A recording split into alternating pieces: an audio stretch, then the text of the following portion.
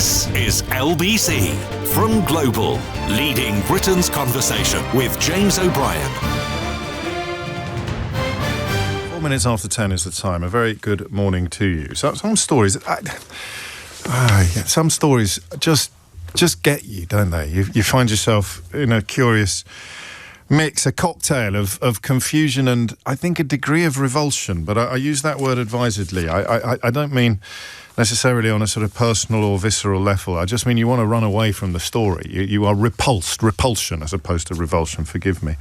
And then the more you read into it, the more fascinating it becomes. Again, perhaps for want of a better word, the more engrossing. I don't know. I can't criticise newspapers today for this decision because they are feeding an appetite that I both recognise and have. But most papers doing several pages on the conviction of the daughter of an aristocrat, so, in very crass and simplistic tabloid terms, that elevates the story to a level it wouldn't otherwise achieve. The daughter of an aristocrat and her boyfriend, Constance Martin, and Mark Gordon, have been convicted of killing their newborn baby while on the run from police.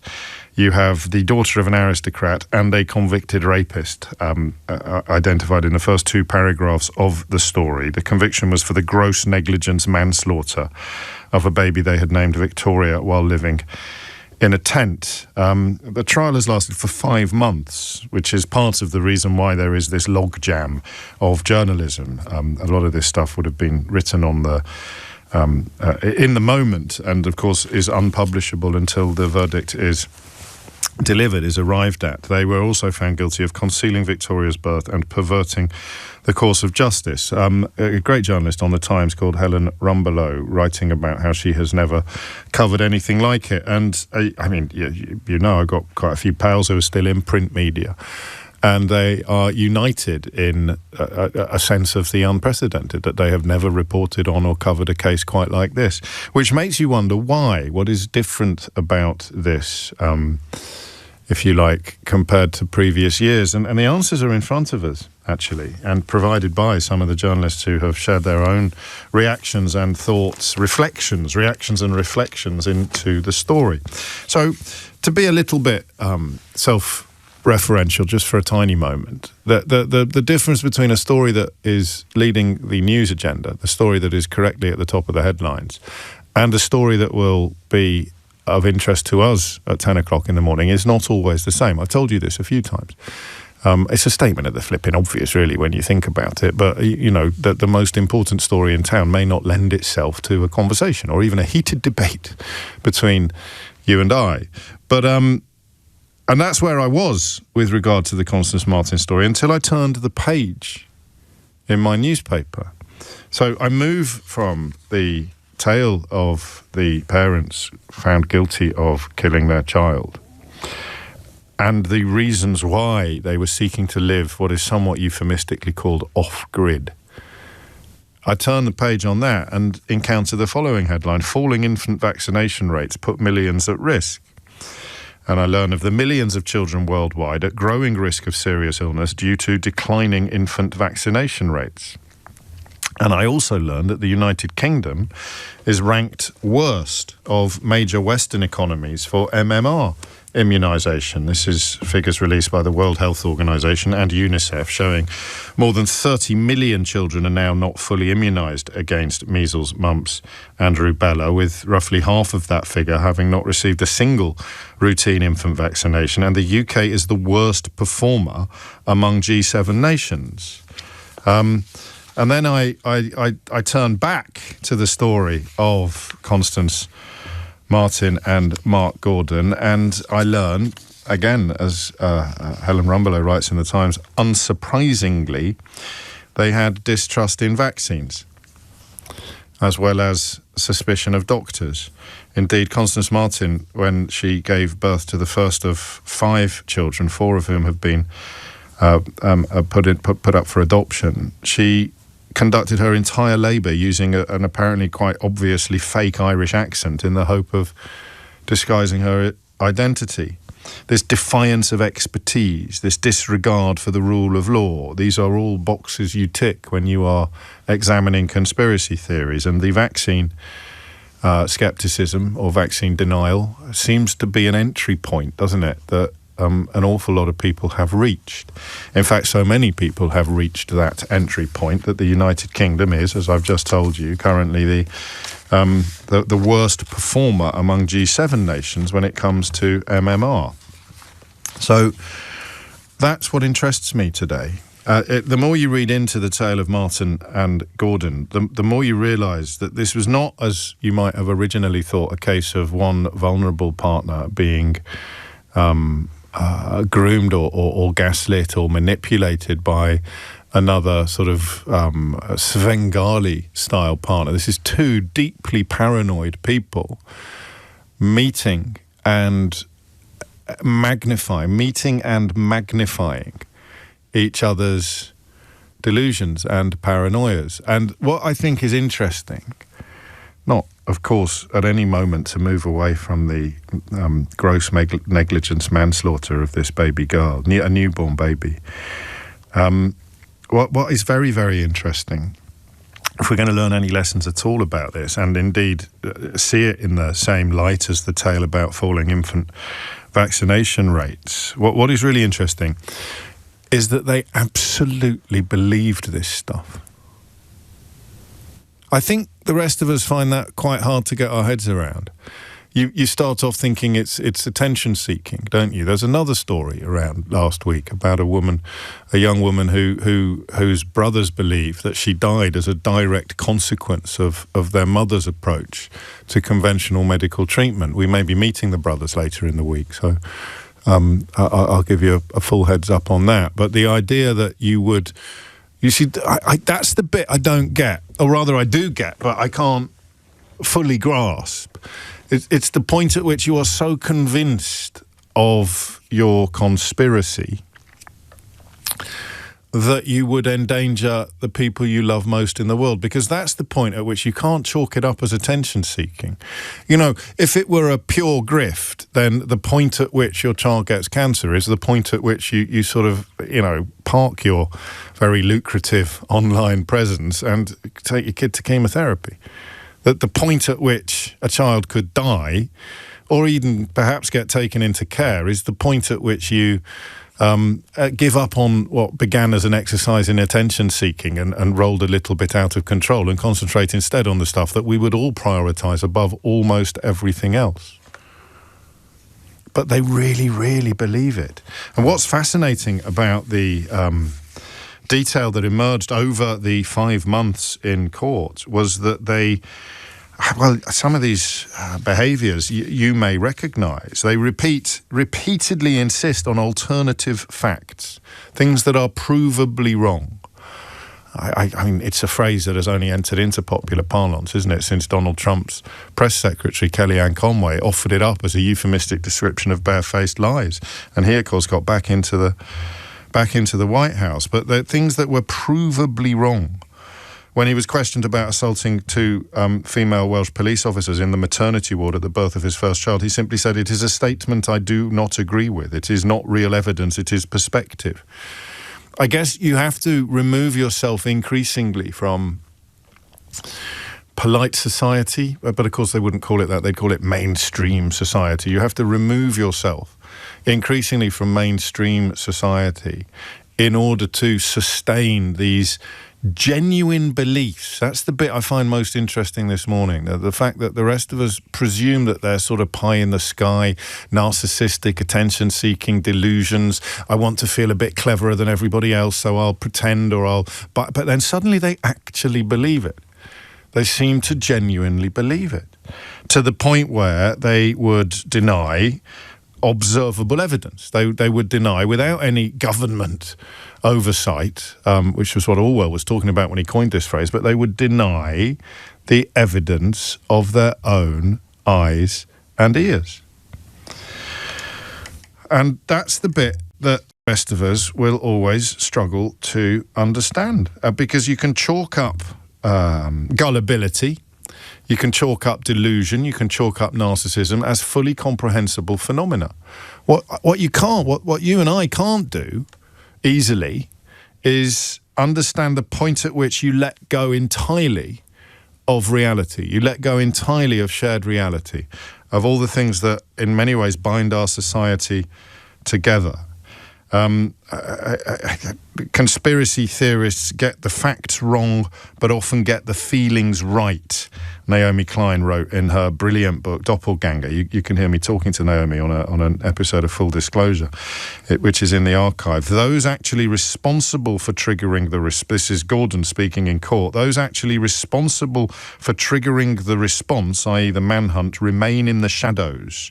He apparently truly believed that they were running away from a threat that did not exist, but that was so powerful and so, what's the word that I want? So dangerous and so sinister that they would prioritize their own, quotes, freedom, end quotes, above the life of their baby.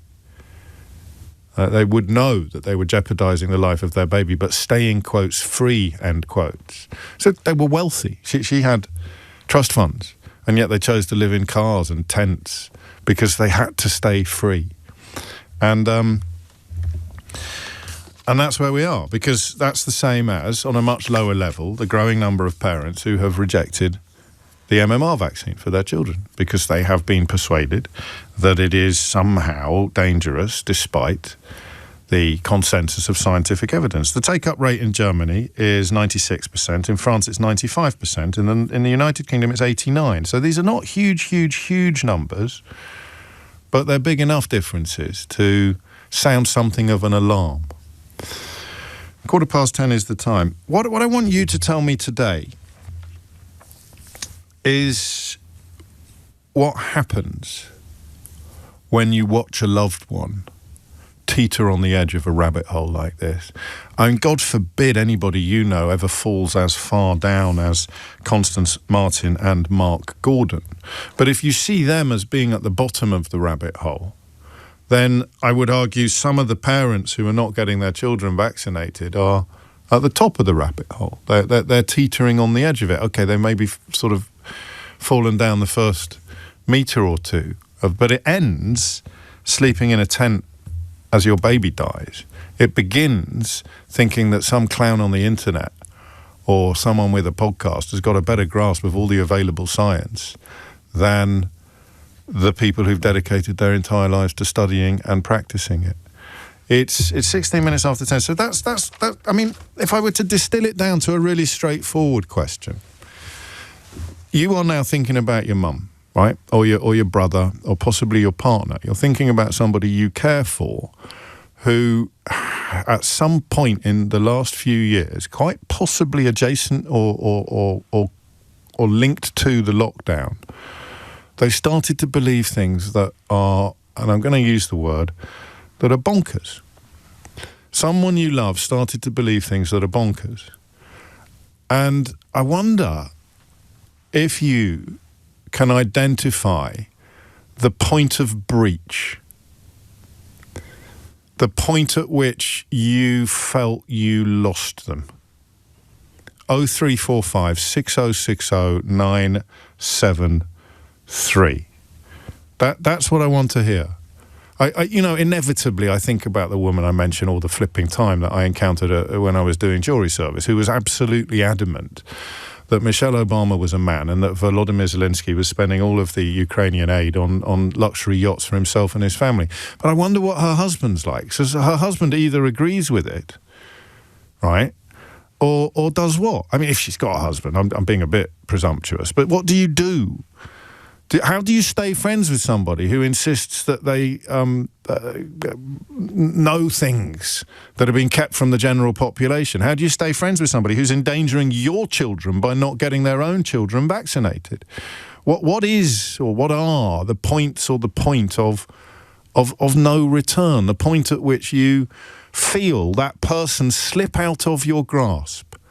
It doesn't have to have anything to do with Constance Martin or with Mark Gordon or with MMR vaccinations. It's about the moment that you feel this person that you love slip out of your grasp. Barry suggests Brexit. I normally I'd bite your arm off, wouldn't I? Anything to bring Brexit into any conversation at all. But I'm going to need a bit more than that, Barry, on this occasion, because I don't know if it's the same thing. That was just being told things that might have been true and turned out not to be.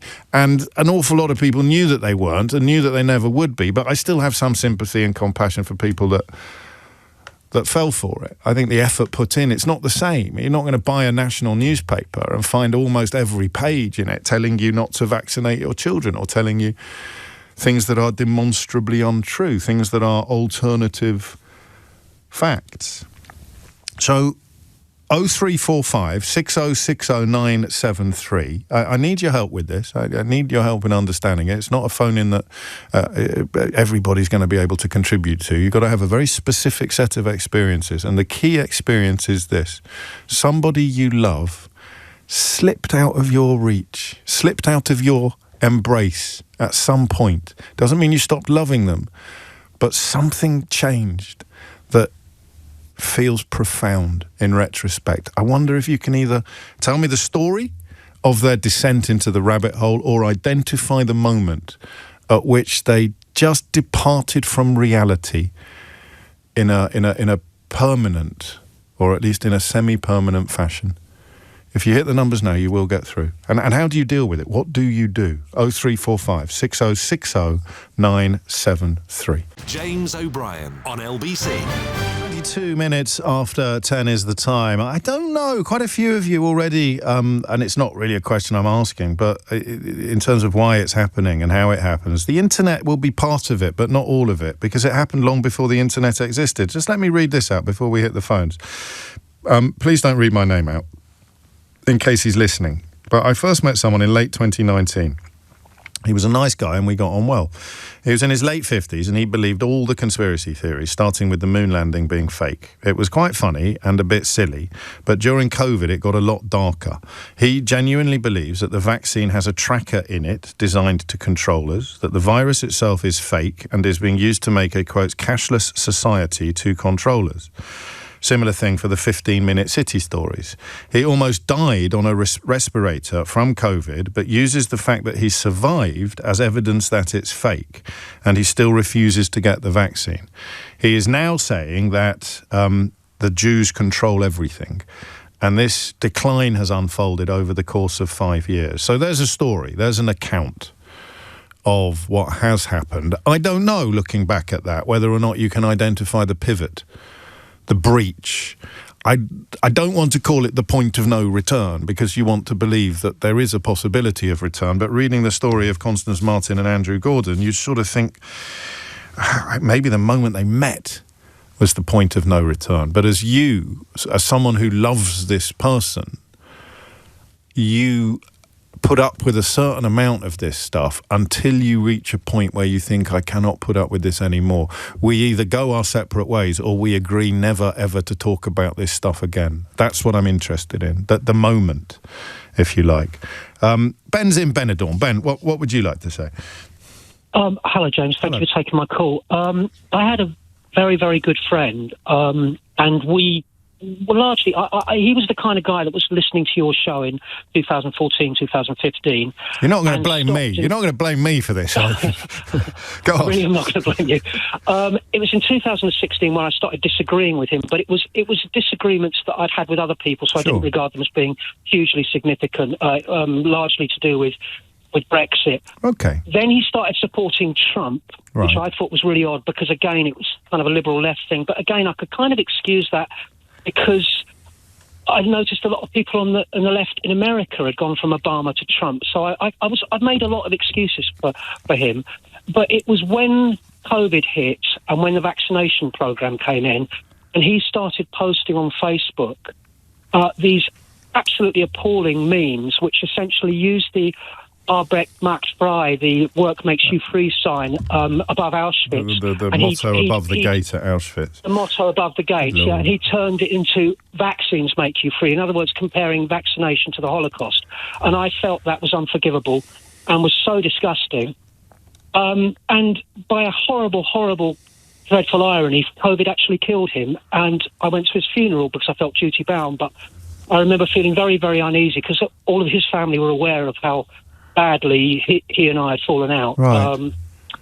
How had they processed it? Because, I mean, we all have the ability to compartmentalise and cauterise company, don't we? The closer you are to somebody, the harder it is to make that final breach. You, as a close friend, would find it easier to walk away than, for example, a mum or a partner.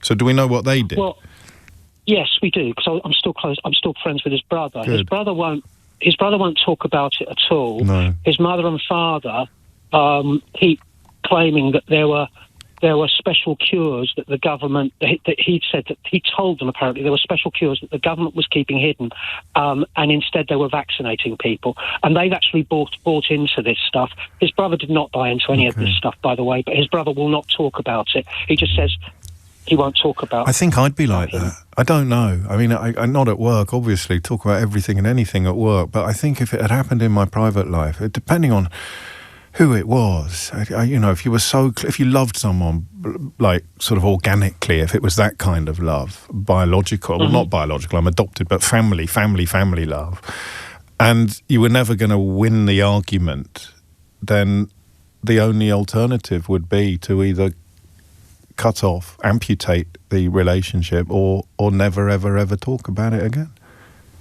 Yeah, and that's what his brother chose to do, and I think he's done that. I mean, he's done that's particularly acute actually since he passed away, because obviously that is horrendous kind of salt in the wounds, if you like.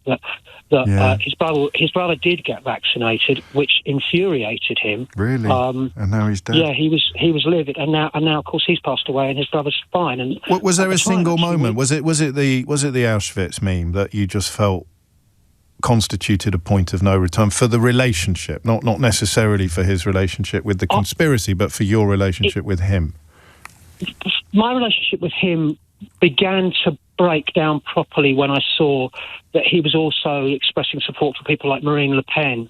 That's not a conspiracy theory. I mean, that far right. I mean, people have been drawn to racism throughout the ages, but that was more your sensibilities being offended rather than his relationship with reality being corrupted. Yes, but I felt he was becoming susceptible to ideas that all of democracy was sort of being manipulated by strange cabals, and that the only solution were people like Trump, or indeed Brexit was a solution to the cabals, right. And Marine Le Pen was a way of undermining the cabals of Brussels, etc.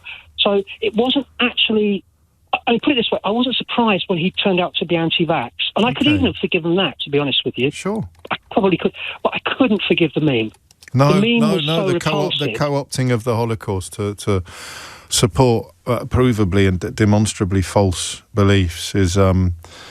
I think that would be a tricky point for me to overlook or forgive or indeed move on from. I think, and I know that I'm still not perfect at this, but I keep trying to reflect that we are only one part of the United Kingdom here in England. Thank you, Ben. He's not even in the United Kingdom. He's calling from Benidorm. Ben in Benidorm. I think the childhood vaccination rates in Scotland are a bit higher than England, but the statistics that I've shared are the UK in general. The UK is the worst performer among G7 nations. So I don't know if it would count as hair-splitting to separate the four nations. I know that many Scottish people always want me to, but the figures that we have from the World Health Organization and UNICEF look at the United Kingdom as a whole. So we have no choice but to do so also. It's coming up to 10:30. It's a great start from Ben, wasn't it? I mean, in many ways, that notion of breach, that point of no return. I'm also interested in what it feels like. So if we were to move up the scale of relationships from close friend to family member, from family member to close family member, to partner perhaps, to parent, to child, that brings in a whole new raft of considerations and of feelings. But what they all have in common is this. They are doing something you know to be, for want of a better word, bonkers. And at some point, bonkers becomes dangerous. And when bonkers becomes dangerous, you can't stand by. So what do you do? 0345 6060 973 is the number you need. Dominic Ellis is here now with your headlines. James O'Brien on LBC. It's 10:33.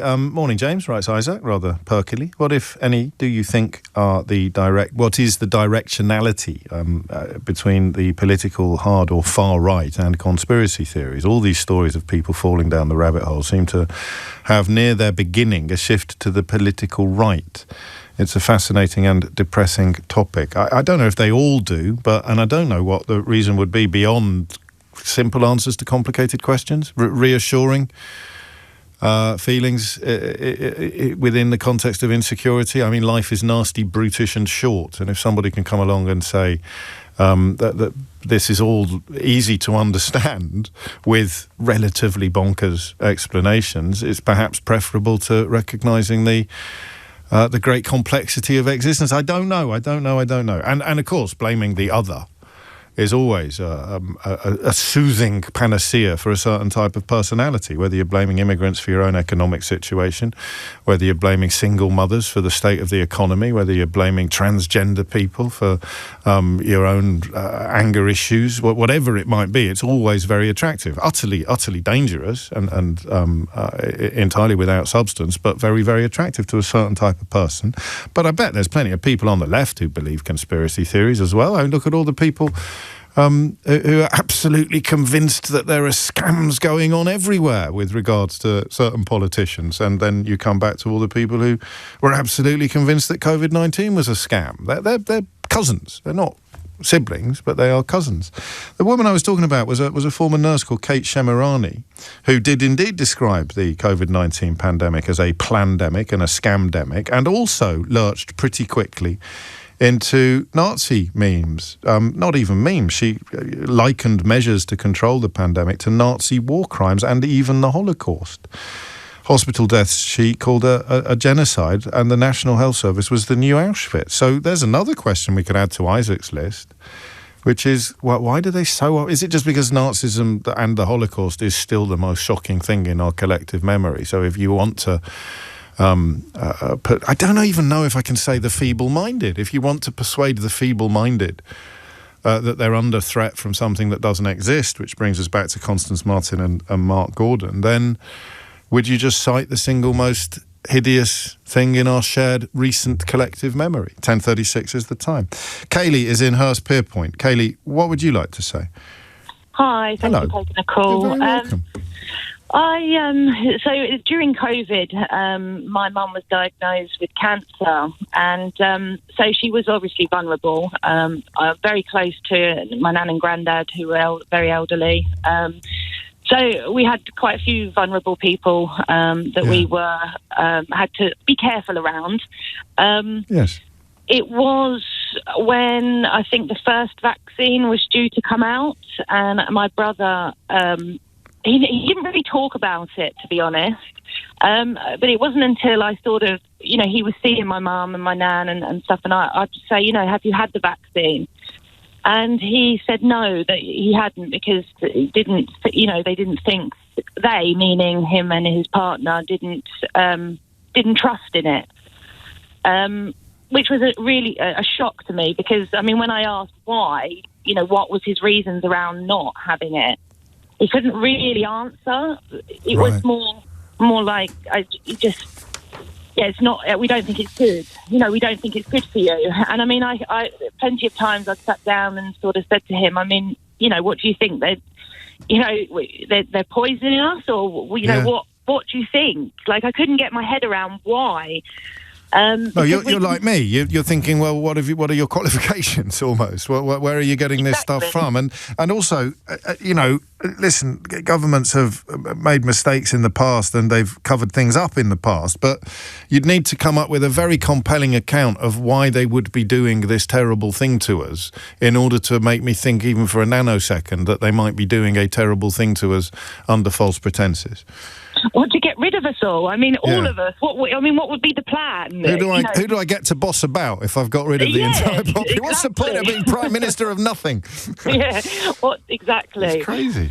But I remember feeling extremely disappointed was more because you can't cut, I certainly don't cut my brother off. But my mum sadly passed away, during the end of COVID sort of thing. So, and we're not very, we don't have anything to do with our dad. So we only had each other. So it's not as if, I could just cut, I couldn't cut him off. I wouldn't want to. But it's extremely disappointing. That's the only thing I can say, really, is that someone's so close to you when the evidence is there. But then, I've had friends as well. Friends have made comments about they did have the COVID vaccination, but they have said or mentioned, or there's been talk about it. And then you start to think, well, is it me? Is it me that's wrong? Yeah, I suppose you do, because you have respect for him and indeed for his intelligence. So you think if he's ended up in this crazy, maybe I'm the one that's a little bit unhinged, but you know that you're not. So what do you do now? Do you just not go there? Do you just keep those doors closed? No, I do. We still have a good relationship. We do have a good relationship. No, that's what I meant. You just don't talk about certain issues. No, we don't. That's not true. Because I am a great believer in educating, and explaining, and for people to understand and potentially accept what you believe or what you believe is right. You have to talk to them, and I will always talk to him about stuff. Calmly and try and find reasoning, and I give him the tools to go and look at stuff. But if somebody doesn't go, it's life, isn't it? If somebody doesn't agree with you, it doesn't mean that I don't love them or I'll cut them off.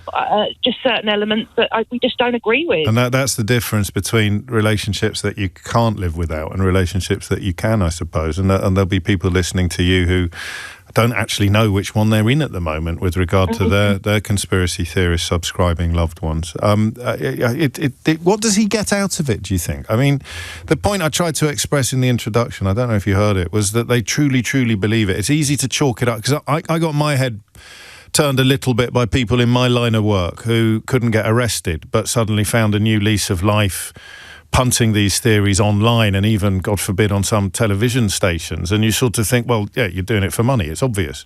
But actually people genuinely believe it. It's not just a snake oil salesman. Your brother gets nothing out of it except what? Well, exactly, which was my question. Yeah. As to what why do you feel like that? What have you been looking at? Where have you got this information from? And he couldn't answer any of that. It's strange, isn't it? Yeah, and it's just. How do you try and teach someone that's not willing to learn or even look at something? You can't. And yet he thinks he's learnt it all. He thinks he's got all the answers. That's why I find this whole area of human behaviour so fascinating. And while it's not new, we seem to be very much at a peak at the moment of this kind of thing. And that's why the story of Constance Martin and Mark Gordon brought it into such sharp relief. That, as I say, is what happens if you end up at the very bottom of these rabbit holes. But so many people are in the entry stages of these rabbit holes or teetering on the edge. And it's when you watch it happening to someone that you love that you feel the things that Kaylee has expressed so perfectly. 10:41 is the time. I thank you, Kaylee. I'm going to go. I've got some fascinating texts coming in, but I'm going to go to Emma in Coventry before I read them. Emma, what made you pick up the phone? Oh, hi, James. Hello. It was my mum, really. So during COVID, my 20-year-old son needed a second liver transplant because his first one had failed. Right. And you could understand that as he'd had a previous liver transplant, he was immunosuppressed. Yes. So the first problem was she didn't believe that COVID was a thing. And we really did. From the start? Where did she get that from? Did you dig into it, or were you too busy worrying about your boy? Well, pretty much. We pretty much tried to draw up the drawbridge and put a protective ring around him, because also at that time they'd put him on the waiting list for a new organ, and obviously they said if you get COVID, you're struck off the list, straight away. You're not suitable for. So it was just panic. But she would just walk in, she would go round through the back door. No, it's fine. I'm fine. There's nothing wrong. It's all a big hoo-ha. Yeah. But the day that broke me really was she came round, she'd been online. She said she'd found this machine online that can cure all diseases. And she was insisting that she bought him this machine to put in his room and it would cure him. And he wouldn't need a transplant and he would be miraculously better. And just like my son was like looking at me and I just said, Mum, this can't be right. This isn't real.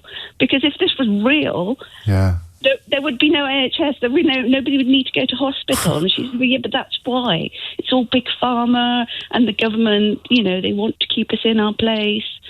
But you can find it on the internet. It's not the most successful cover-up in the history of cover-ups, is it? If your mum can find it on the internet. Exactly. But what threads do you tug? I mean, if indeed you can, because it's a mixture of sort of horror and despair and love, and it's the love that is the leavening factor here. What threads can you tug in those sort of conversations? I can't anymore. No. It just, from then on, everything else it just got worse, and I just had to make the decision. I can't have that and deal with what I was dealing with at the time.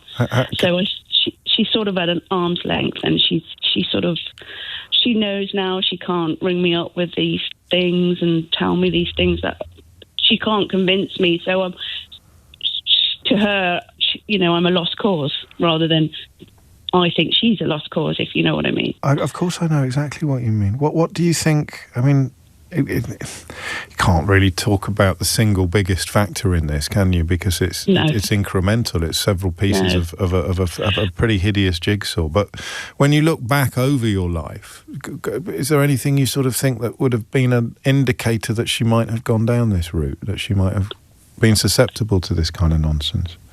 I just think her having access to a social media and a phone, because she used to, she'd finish work, she'd be on her phone and she'd be straight down there and she'd come and say, oh, I quite like Donald Trump, he's dealing with the paedophiles. And I'd be like, Mum, it's just like, it was all those little drips. And I'm thinking, she's going down there. But it was when it involved, and they had quite a close relationship. Yeah. And for her to not see how ridiculous it was. Well, it's beyond ridiculous, isn't it? It's as if, she didn't mean any harm. I know that sounds a little bit pat and it sounds hideously inadequate, but she obviously didn't mean any harm because she thought she was helping you. But to be so cloth-eared and blind to the impact it would have on someone going through the trauma of a transplant, a second trip, dealing with the trauma of the first one failing and preparing and investing so much energy and hope in the second one, and to have someone come along and say, oh, I found a machine on the internet, you don't need to worry anymore. It's an extraordinary act of entirely unintended callousness. Yeah. I'm so sorry. I'm so sorry that you've had to go through that. Can I ask how your son is? He got the second one in January 2021, but that failed within 6 months. He got the third one in July 23, and touch wood. Yeah. He's doing well. He's just started uni. He's doing a biomedical degree. And, I bet he is. He doesn't mess around with black boxes on the internet that can cure all ills. Oh, bless him. I don't know. I hesitated to ask that question because I couldn't really tell from your tone, really, how things were going. But they're going as well as we could hope, albeit that the second one failed. Can I ask you a really silly question? Can I ask you a really silly question? Yeah, of course. Are you sure? It wouldn't be insensitive of me? Well, you don't know what the question is, do you? No, I'm not psychic, but go on. How much was the machine? £600. Oh, my days. I'm glad I asked him. There it is. The solution to every medical problem under the sun. Just send £600 to this anonymous P.O. box and all will be well. Oh, I loved your son, Emma. I don't say that very often, but you've touched me in the course of that conversation, and I hope things go well for him and, of course, for you, and ideally for your mum as well, although it's hard to see the way back from that, isn't it? 10:47 is the time. James O'Brien on LBC. It is 10 minutes to 11. You are listening to James O'Brien on LBC. I mean, listen, I'll give you a couple of examples of how easy it is. Here's one. So the reaching immediately for the Nazi trope, the insistence that there is some massive conspiracy underway, but you can't really explain what it is or what it is designed to do, except some slightly crazy stuff about population control or great replacement or whatever it may be. And then, of course, attacking the people who do actually try to provide the population with reliable information. So here's a message sent to the programme in the last couple of minutes. Dr. Goebbels, that's me, very few people rightly trust any politicians. It's only government mouthpieces like you and the BBC that seem to have faith, but then you are paid to.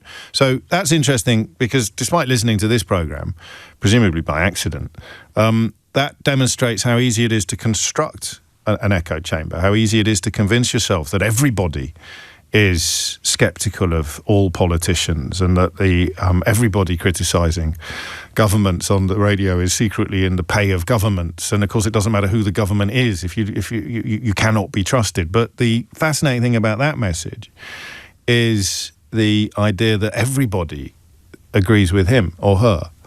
And it is only these sort of weird, freakish fringe movements like the BBC that are peddling the obvious untruths. And then Aaron, who does put his name to it, my God, are you being paid by pharma? If you people are so confident in your shots, then why are you so worried about us not having it? Well, I mean, most obviously, Aaron, basic compassion. I mean, the very first caller to the programme described his vaccine sceptical friend now being dead of COVID, something that the likelihood of which would have been greatly reduced by vaccination. So the first answer to your question is concern for you. And then the second, slightly more selfish answer with regard to vaccines in general would be herd immunity. And the fact that as the percentage comes down of people who are vaccinated, so the dangers for everybody, including vaccinated people, go up. So that's quite easy to work out, especially for someone who presumably spends their entire life online. I'm astonished that you haven't come across the concept of herd immunity before, when enough of a community can become immune to a contagious disease to protect everybody, including those who are not immune. I've got a horrible feeling I might have just wasted my breath. Let's go to Lewis in Putney. Lewis, what would you like to say? Hi, James. Talk about my friend who sort of fell down a rabbit hole and how I managed to get him back out. Yeah, go on. So, he'd fallen down this theory that, one, he was very anti-vax, and he always subscribed to this theory that cancer was, there was this big conspiracy where Big Pharma secretly has the cure, but we make more money treating it, so we don't want to cure it because we'll make more money that way. And then I was speaking to him, and I pointed out he's my old housemate, and so we lived together in uni. You know, we're very good friends, and he has a master's in history. He's a very intelligent, critical thinker. Yes. So it was feeble-minded. Feeble-minded isn't quite right, is it? It's not quite the right description. It's something subtler than that. But carry on. Sorry.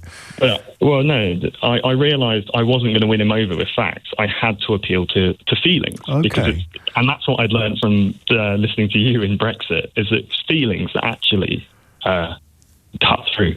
Okay. Yeah. And so, because, also immunology is probably the hardest discipline in biology, in my opinion. And hang on a minute. Aaron understands it implicitly. He just texted in to share the fruits of his learning. So, how does that work then? How do you appeal to his feelings? How did that work? So, both of my grandparents on my mum's side died of cancer. Oh. And that means that my mother has a disproportionate chance of developing cancer. Yes. Now, luckily, she is perfectly fine. But as I pointed out to him, I work in Big Pharma. If there was this secret cure, do you not think I would put that on WikiLeaks? Yeah, I mean, this is the thing about... just for everyone. Yeah, I mean, whether it's the moon landings or the Twin Towers, the number of people that would have to be in on it for it to be a conspiracy without anything ever getting out is breathtaking. But a secret cure for cancer, which sees everybody complicit in the conspiracy, standing silently and idly by while their own loved family members perish unnecessarily and needlessly, is...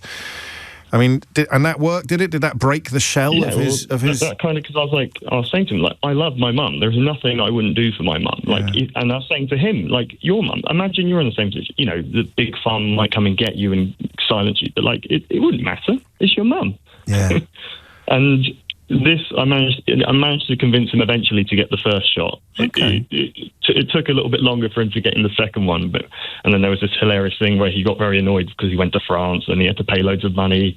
And I was pointing out, why didn't you get the second one? And he was like, I didn't have time. And I was like, you know the 200 quid you've now paid for this in France? Yes. You know what you could have done? You could have got an Uber, gone to the centre, got it, then, like, say that cost like 40 quid, you could have burnt the other £160.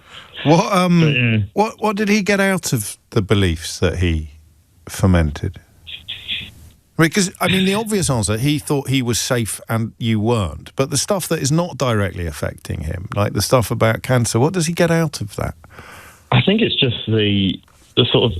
Because it makes a sort of logical sense. There's usually a nugget of something plausible, isn't there, at the heart of the madness?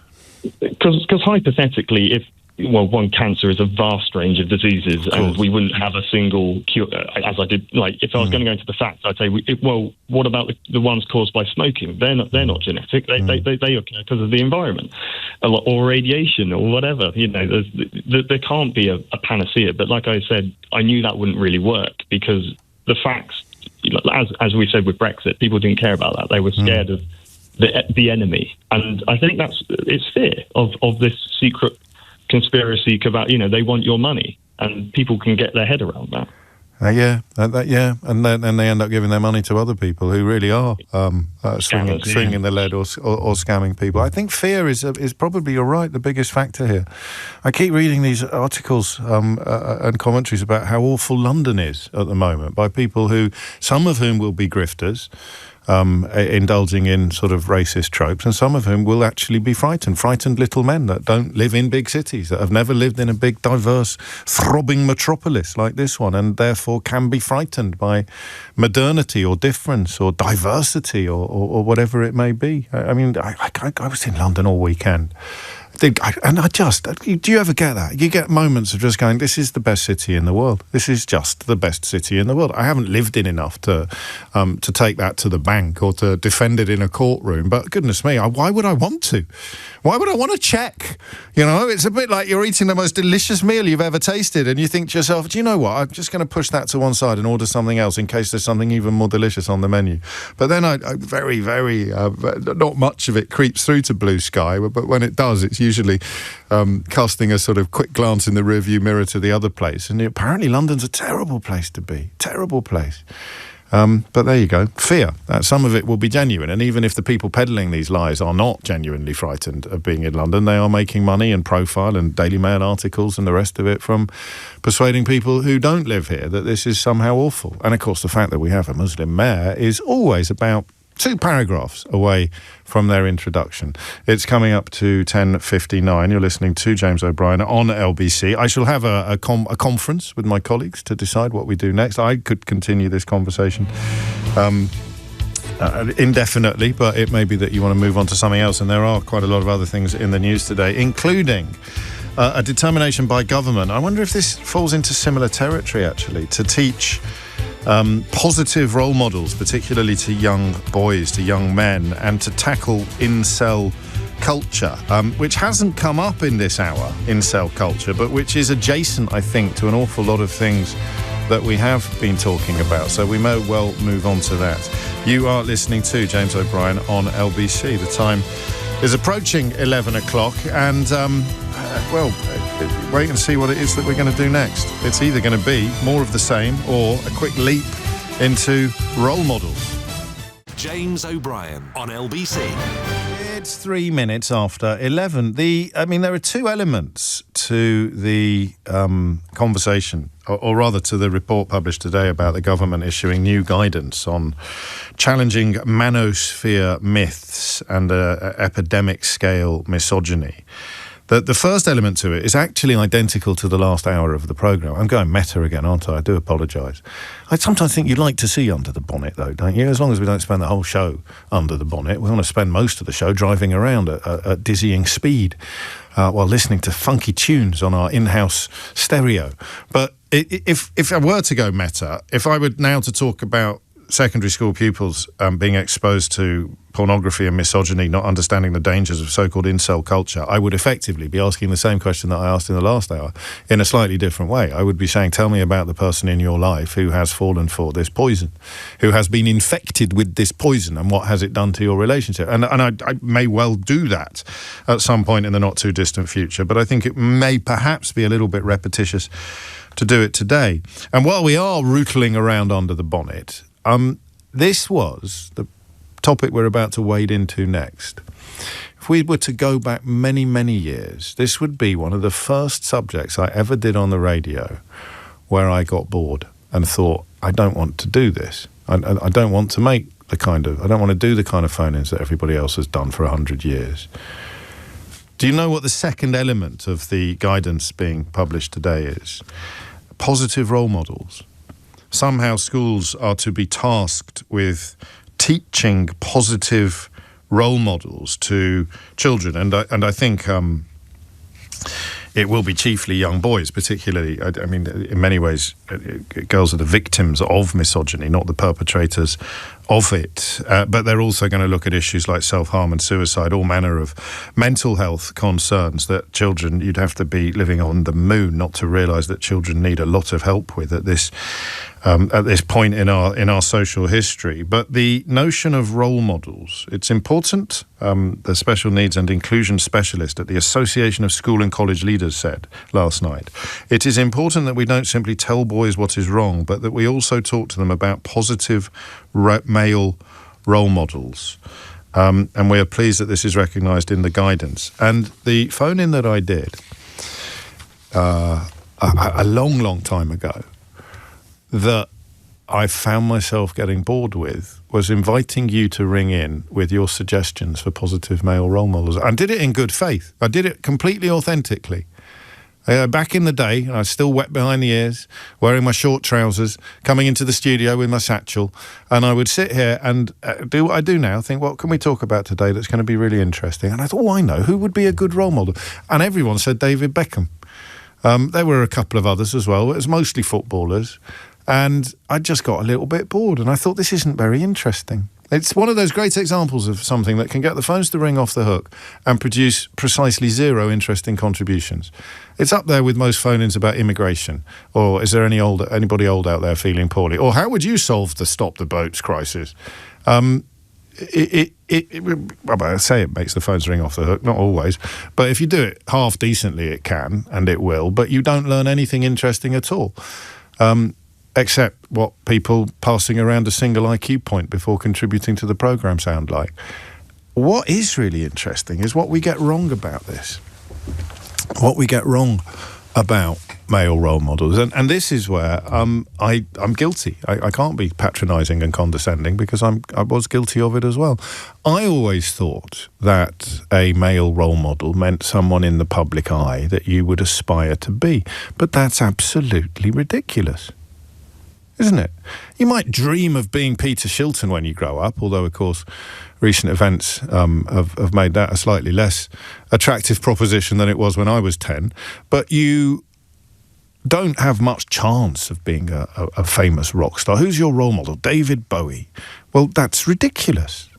David Bowie was a genius, possibly unmatched in our cultural history, but the likelihood of you living your life by his example is absurd. Even, I don't know, King Charles. I don't know, actually, what you would qualify someone as a role model was if they were in if they were in the public sphere, if they were famous, if they'd achieved a form of celebrity. And yet that's how we always used to do it. We always used to do positive male role models according to people who were famous. Because if you think about it, it's very hard to do it any differently. If you were to ring me now and tell me about your Uncle Tony or your dad, I don't know how interesting that would be. to be honest with you. I mean, you know, most of us, if we're lucky, have a dad or a stepdad or it has to be a male role model. I think that, I don't know why that matters, but I think that it does. Most of us, many of us, don't ever stop to think about what it would be like not to have one. And it's not going to be Mick Jagger or David Beckham or Terence Trent D'Arby or whoever famous person it is that is in the forefront of your mind that actually provides you with a guide for living. A guide for living. So if you don't have it in your family or your immediate circle, where on earth do you get it from? Where on earth do you get it from? So, I don't think, I mean, it's tempting, isn't it? Because it would probably be quite uplifting. But I think we'd all sound the same, right? If I now told you about why, in many ways, my late dad, was my role model, and I grew up essentially just wanting to be a sort of curly-haired version of him. I don't think that would be very interesting, because then you'd ring in and tell me about your dad, and I don't know where Terence Trent D'Arby came from, Alan, and indeed everybody else who's texted in to ask that question. I must have just been bubbling away in the back of my brain somewhere. Brilliant album, but, you know, a slightly odd person to mention in the context, perhaps, of the great pantheon that we were examining previously. I don't know that it would be that interesting to hear.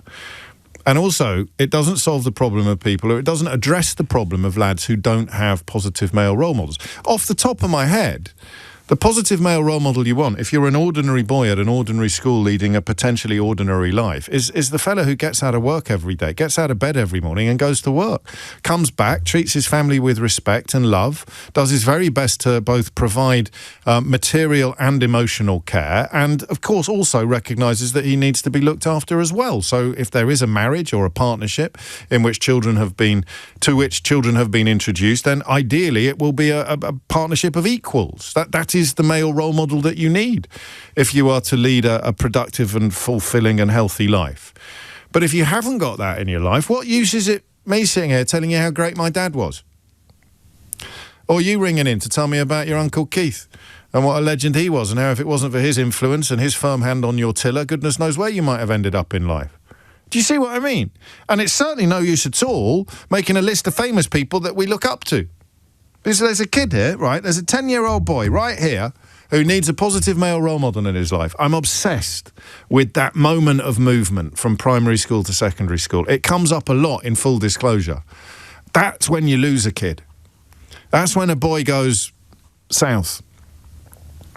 At that point there, you see it almost physically sometimes with school uniforms. I'm being a little bit 1950s, but you see the boys. If you take the same route to work every day and you see the boys going to the same school every day, you see them going to primary school and they've done their tie-up. If they're wearing a uniform, they look smart. You can see their mum's hand on their shoulder, right? Metaphorically speaking. And then you get to secondary school and different influences kick in. It's different things, different priorities start happening. And in that, for me, and I may be getting this completely wrong, this may be completely naive, that for me is when a positive male role model becomes absolutely crucial. And there is no... correlation is not causation, and generalization is not our friend, but I reckon if you haven't got a positive male role model, that is the point at which you become more susceptible to potentially dangerous influences, to potentially difficult influences. And that male role model is not going to be a Premiership football player or a pop star. I don't know who it's going to be, but it's not going to be somebody famous who inhabits a universe 1 billion miles away from the one that little boy inhabits. So I've got a really difficult question for you, which again is one that not that many people listening will be able to answer, because you may never even have thought about it before. And something else that comes up in full disclosure all the time is that we only have one childhood. The childhood we have is the only childhood we know. We don't even know until we're older if our childhood is extraordinary or unordinary or different or difficult. We don't really know whether we're rich or poor.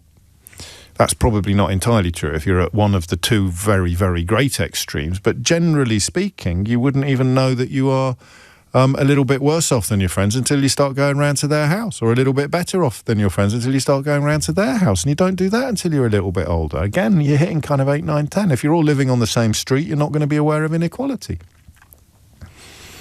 Or living in the same universe. So you've never thought about this. But what's it like not to have one?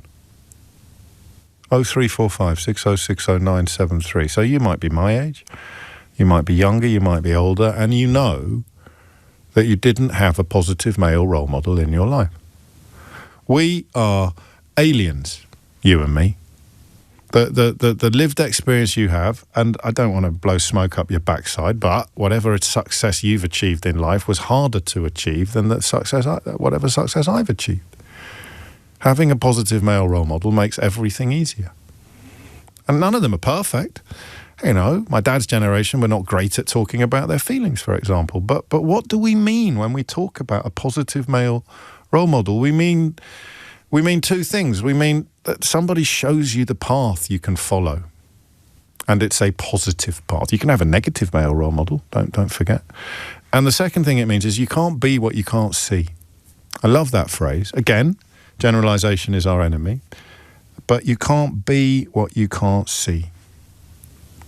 You don't know. What do you aspire to being with no example to follow, with no precedent to follow? I don't know, because it is alien to me. And all the phone-ins in all the world sound like Humphrey Bogart in Casablanca. Of all the phone-ins in all the world, you had to come into this one. I don't know. And they've all been wrong. They've all been pointless. Every phone-in ever about male role models has been completely pointless because it's just been a bunch of smug gits like me queuing up to tell you about how great our dads were. Whereas what this story is really about is little you. You didn't have a positive male role model. I don't know what that was like. What difference has it made to your life? Looking back now, you can just about deconstruct it. You can see the difference. Your friends who had present, engaged and positive fathers, stepfathers, uncles, big brothers, positive teachers, perhaps. Positive male role model. You know that you didn't have one. You might not even have clocked it at the time, but looking back now, particularly if you've managed to make a go of being a dad yourself, you're looking back now and you're thinking, I didn't have a positive male role model. I want you to tell me what that did to you. 0345 6060 973. I want you to help the rest of us understand why this initiative is, in inception, so important. Why it matters. What difference does it make to not have a positive male role model? 0345 6060 973. And by way of a side order, a side dish, what is it? And whether you've got one or not, whether you had one or not, whether you are one or not, what is it that makes a man a positive male role model? What are the attributes? It's not playing Premiership footballer or making millions of pounds. What is it? What is a positive example for a young boy from a man? And who can provide it if you haven't got it? Can you get it from somebody you've never met? Can you get it from public life? Can you get it from a teacher, perhaps? I know a lot of you will be thinking of that extraordinary footage, which I'm not sure I can remind you of without tearing up myself, of Ian Wright and Mr. Pigden, his old teacher, who he thought was dead and who had completely changed his life in ways that make me feel alien. I can't imagine. And Ian has talked a lot about his childhood and how difficult it was. And I think the first man that really showed him love and showed him example was a teacher. It makes all the difference. But tell me what the difference is. 0345 6060 973. It's 11:17. James O'Brien on LBC. 15 minutes after 11 is the time. So in some ways, we start on chapter 2 or 3, don't we, when we talk about things like the government scheme. And I have to be a little bit cynical and say we've heard it all before. Governments are going to address the absence of positive male role models for young boys as they seek to reverse the tidal wave of misogyny and unpleasantness that generally gets filed under this word manosphere or even incel. But we never actually, those of us who somewhat smugly don't recognise ourselves in these reports, in these stories, because we are confident that we had positive male role models, we never actually anatomise or examine what is missing, what these boys lack, what they need. And I want to do that today. I want to know what it's like not to have one. And I also, on a slightly more straightforward footing, I want to try and work out what it is. What does a positive male role model provide, or even perhaps look like? 20 minutes after 11 is the time. Harry's in Bracknell. Harry, what would you like to say? Hi there, James. How are you? Very well, mate. What's on your mind? I'm just calling as, well, I grew up very poor as a child. No real males in my family, to be honest. And so I had no male role models, and the more I thought about this as I got a little bit older, I'm in my early 20s now. Sorry. Yeah. I know. But, as I got, I suppose, a little bit more conscious. A little bit less young. Yeah, of course, maybe. That way of putting it. Carry on. I did notice it led to me being I was a very anxious person. I suppose even now with you, I'm in a way, I'm struggling a little bit more than I maybe would if I was speaking to, say, a woman. Oh, really? Yeah, so I noticed a lot, especially as I got older in my high school years, I started to mature a little bit. I didn't quite know how to speak to men, as in grown men, and I really struggled to build relationships with my teachers because of where I grew up. It's quite a poor area. Right. I think you may have said Bracknell on the phone, but it's Blackpool. Oh, forgive me. Yeah, well, not me. Fine. I didn't do that. but okay. So yeah, one of the poorest parts of the country. Yeah, so I noticed there was quite a big issue there at school where we never had the same teachers teaching the same subjects for more than a few weeks at a time. Really struggled quite a bit to build a rapport with any sort of male teachers, and I think it may have led to a bit of resentment in a way because I didn't know how to speak to these people. That's absolutely fascinating. That's absolute, and again, that's why I use the word alien, because until you'd explained that to me, I could have pontificated around this subject for 10 hours. I know it sometimes feels like I am, but I never would have arrived at that. It never would have occurred to me that you've not had the vocabulary of male-to-male conversation just sort of becoming normal really. For you. And then growing up in a mostly female household, I have to admit, I think when I did get to high school, the more I think about this now, I think I was quite... I had a little bit of resentment for my female, maybe not resentment, but I had quite a lack of respect, I think, maybe, for my female teachers. And of course, I don't want to say sexism because I don't think I could quite grasp that it was because they were women at the time. But I think I just had this level of maybe respect of the unknown. I didn't quite know how to speak to these people. If your subconscious is aware of the absence, then the presence of a woman would irk you, wouldn't it? It's because I need males in my life and I haven't got any. Here's another woman. Yeah, and it kind of, I do think that was a big part of it. And then I obviously having no access to that or the ability to it, and then I felt, quite bad about myself, and I felt quite, I suppose, underwhelmed with my own ability to actually communicate with the people. What changed? I'm presuming something has, because you're doing a brilliant job of communicating, and spoiler alert, I'm a man. I do appreciate that. But when I say what changed, I think it was maybe making more friends as I got older, because I noticed it also impacted my ability to maybe make friends with other boys my age. Yes. I have to admit, because if there was other people around me, say children, and they had a male role model in their life, I don't know, I think I'd avoid them in a way, so I didn't have to go around and interact maybe with the father or with an older brother. Or it definitely impacted my, I suppose, influential years. I mean, you are just dropping all sorts of truths throughout this conversation, and saying things that, as I mentioned a moment ago, I don't think I would ever have been able to work out on my own. A lot of this stuff would never have occurred to me. How conscious of it were you at the time, and how much of this is coming from the benefit of your ancient 22-year-old perspective? At the time, to be honest, I'd say I just understood it as fear, and I understood it as it was this unknown that I didn't want to engage with. But as I've got a little bit older, I've thought about it a little bit more. Yes. And I've also had a little bit of therapy in between, so I've managed to speak about. But to be honest, we've not really pressed on this that often. No. But I have to say, one thing that did help most, I suppose, was as I got a little bit toward the end of school year, so 15, 16. At the time, this deal got taken away, of course. But in my local area, we had 1 or 2 youth clubs. Yes. And within these youth clubs, I met other lads, I suppose, the way I got over this mostly was meeting other boys my age who also didn't have that role model. And then through that, as I got older, obviously I'm interacting with these people who are now also older. And I suppose it becomes less unknown because you become closer to what you feared. You're able to sort of understand that, no, it's not really any different. They're just older than me. Yeah, and you're lucky in a way, because I imagine, and I've never thought of this before talking to you, but you're more likely to go down the routes that you think men should go down if you haven't got a positive male role model, and engage in the sort of behaviours that are the other part of this report today. Because without a man showing you that's not how men are, you will think that's how men are.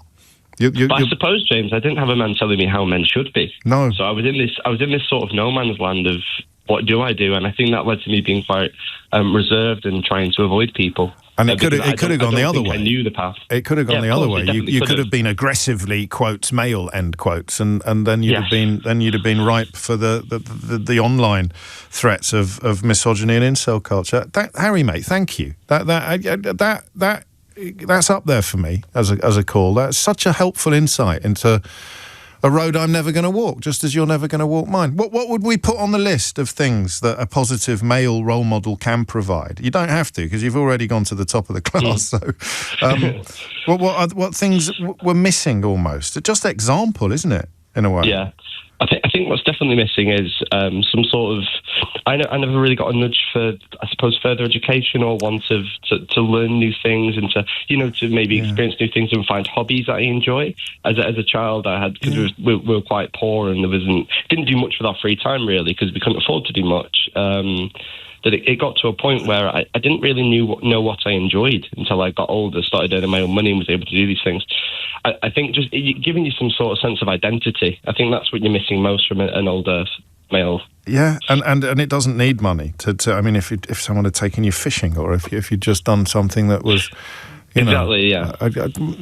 Mate, thank you. I'd be amazed if any of the... I don't want to put anybody off, but Harry has set the bar pretty blooming high on this phone-in, and just think about what you could have been listening to instead. 200 people queuing up to say David Beckham, James. David Beckham. Harry, thank you. You are, and I hope this doesn't sound patronising, it comes from somebody who does it for a living. You are exceptionally articulate, and your ability to express your feelings and your thoughts is not normal. It's not, at least it's not ordinary, and it was a privilege to have you on the programme. Take care, mate, seriously. 11:28 is the time. Tom is in Stratford. Tom, what would you like to say? Hi, James. Hello, mate. Yeah, this is the first time calling this show, but I thought I had to pick up the phone and say thanks, first of all, for broaching this subject, because it's very, very important. Yeah, I think it is. Yeah, so I'm actually on the luckier end of the spectrum with this, or people would say that I had 2 males in my life, but unfortunately, my biological father was relatively emotionally absent, and then my stepfather was quite volatile. So not the best examples of what a man should be when I was growing up, and I didn't know that really until I got a bit older and. Well, you wouldn't. You wouldn't know, would you? This is what I meant in the intro when I talked about you only have one childhood. You only have one set of experiences. You don't have the ability until you're older to compare them to others. Exactly. And, I found myself copying some of those behaviours into adulthood. I was relatively aggressive throughout my 20s, emotionally unavailable with partners,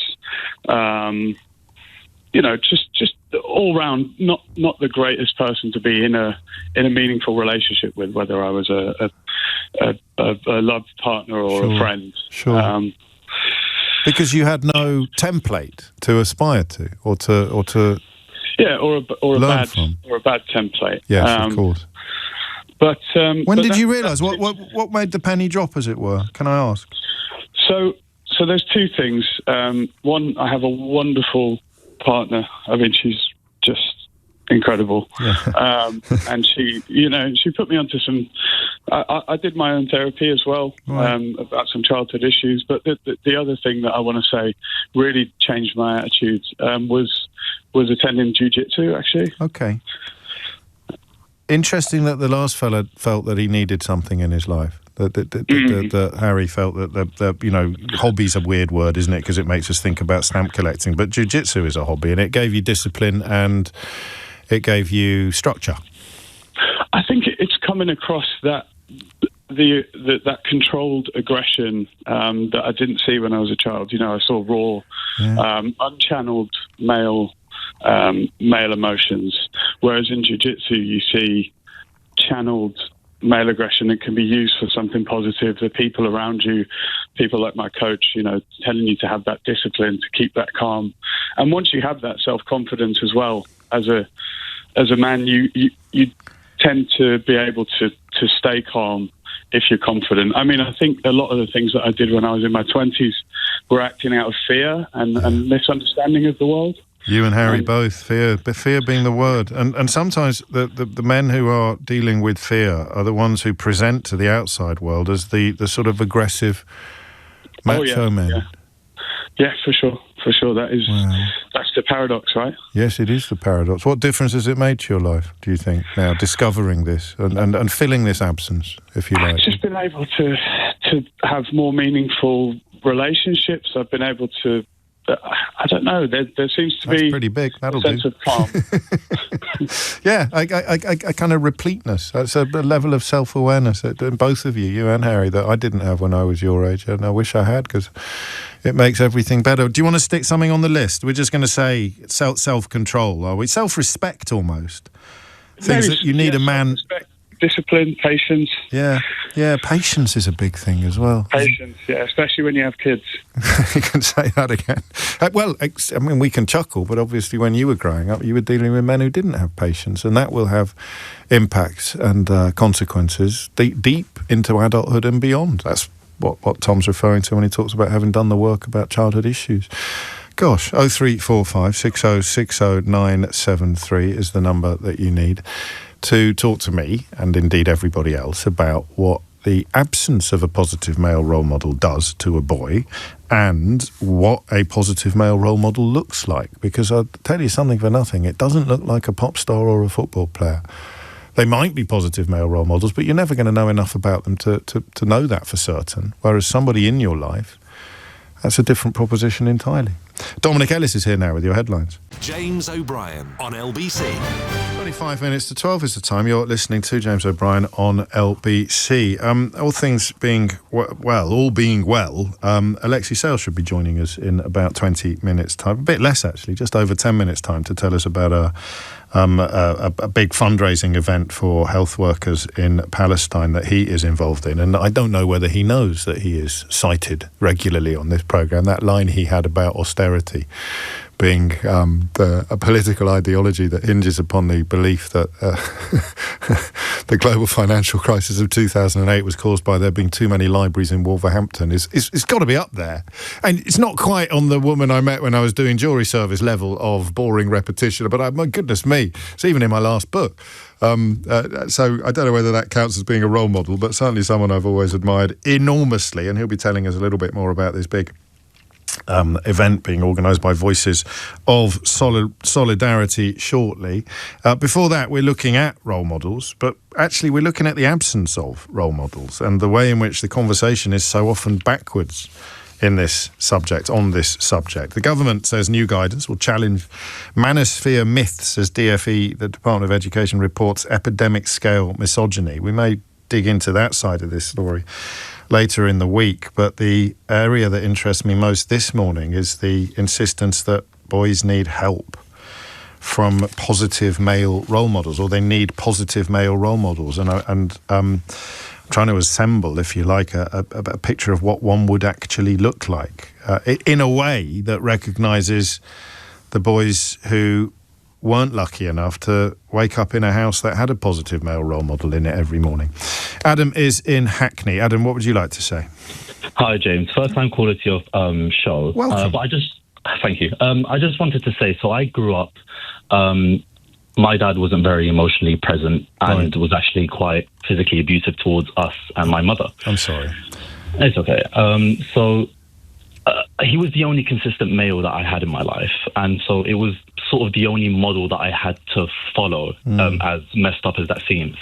And he always encouraged me to sort of deal with any sort of stressful situation or any sort of, let's say, disrespect towards me with violence, almost to sort of prove my masculinity by dominating that person. Gosh. And yeah, I mean, naturally, I grew up with, following that tendency, and thank God it never went too far. I never got into trouble for it, but it really impacted my personal relationships with my friends. I'm sure, because you have to be the top dog. You mean, well, even the language is unhelpful, isn't it? Because the emotionally literate young man who can deal with problems calmly and patiently, one of the words we've written down on our list, is actually the one who should be described using superlative adjectives rather than the one that's going to knock somebody out if they disrespect him. Yeah, and I guess the only way... That was a lot of big words. That's what I do, Adam, that's what I do.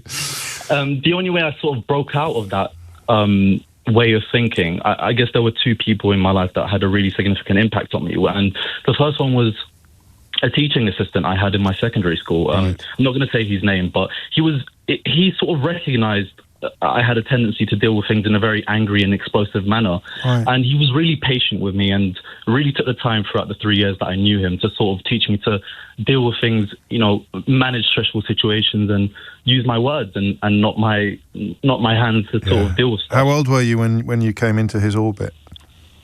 Oh gosh, when I started secondary, so 11. 11. Yeah, it's a crucial moment, that, isn't it? I didn't do that. I mean, my schools in the private sector, it's different. You change school at 13, but when I think about this, that formative, that moment when you move from primary school, where you can be a big fish in a small pond, or where there is nurture and pastoral care, and you can feel a metaphorical and sometimes even an actual arm around you, and then you arrive in secondary school, and you can disappear, or you can respond in the way that you might have done otherwise, which is, as you say, by sort of stepping up to the macho plate and starting to swing. And this chap got you in just the right moment. Really, you came into your life at just the right moment. I agree, and it was a breath of fresh air, to be honest. I sort of realized, okay, I don't have to be this kind of person. I can change. And the second role model, sorry, James, I just really want to say this. That was my first girlfriend. I hope my current girlfriend isn't listening to this, but my first girlfriend, who was she was studying to be a therapist, and so I got really lucky where I was sort of her first case study, and she really taught me to really, like I said before, to use my words and sort of think about how I deal with stressful situations. And yeah, I think it's so important to have someone positive in your life, and the absence of that can have really, really negative consequences on both the person and society. I mean, imagine I didn't meet that teaching assistant or my girlfriend. I think I would probably be in prison or maybe doing other stuff, No, I hear you. I do. How has it affected your relationship with your dad, if you don't mind me asking?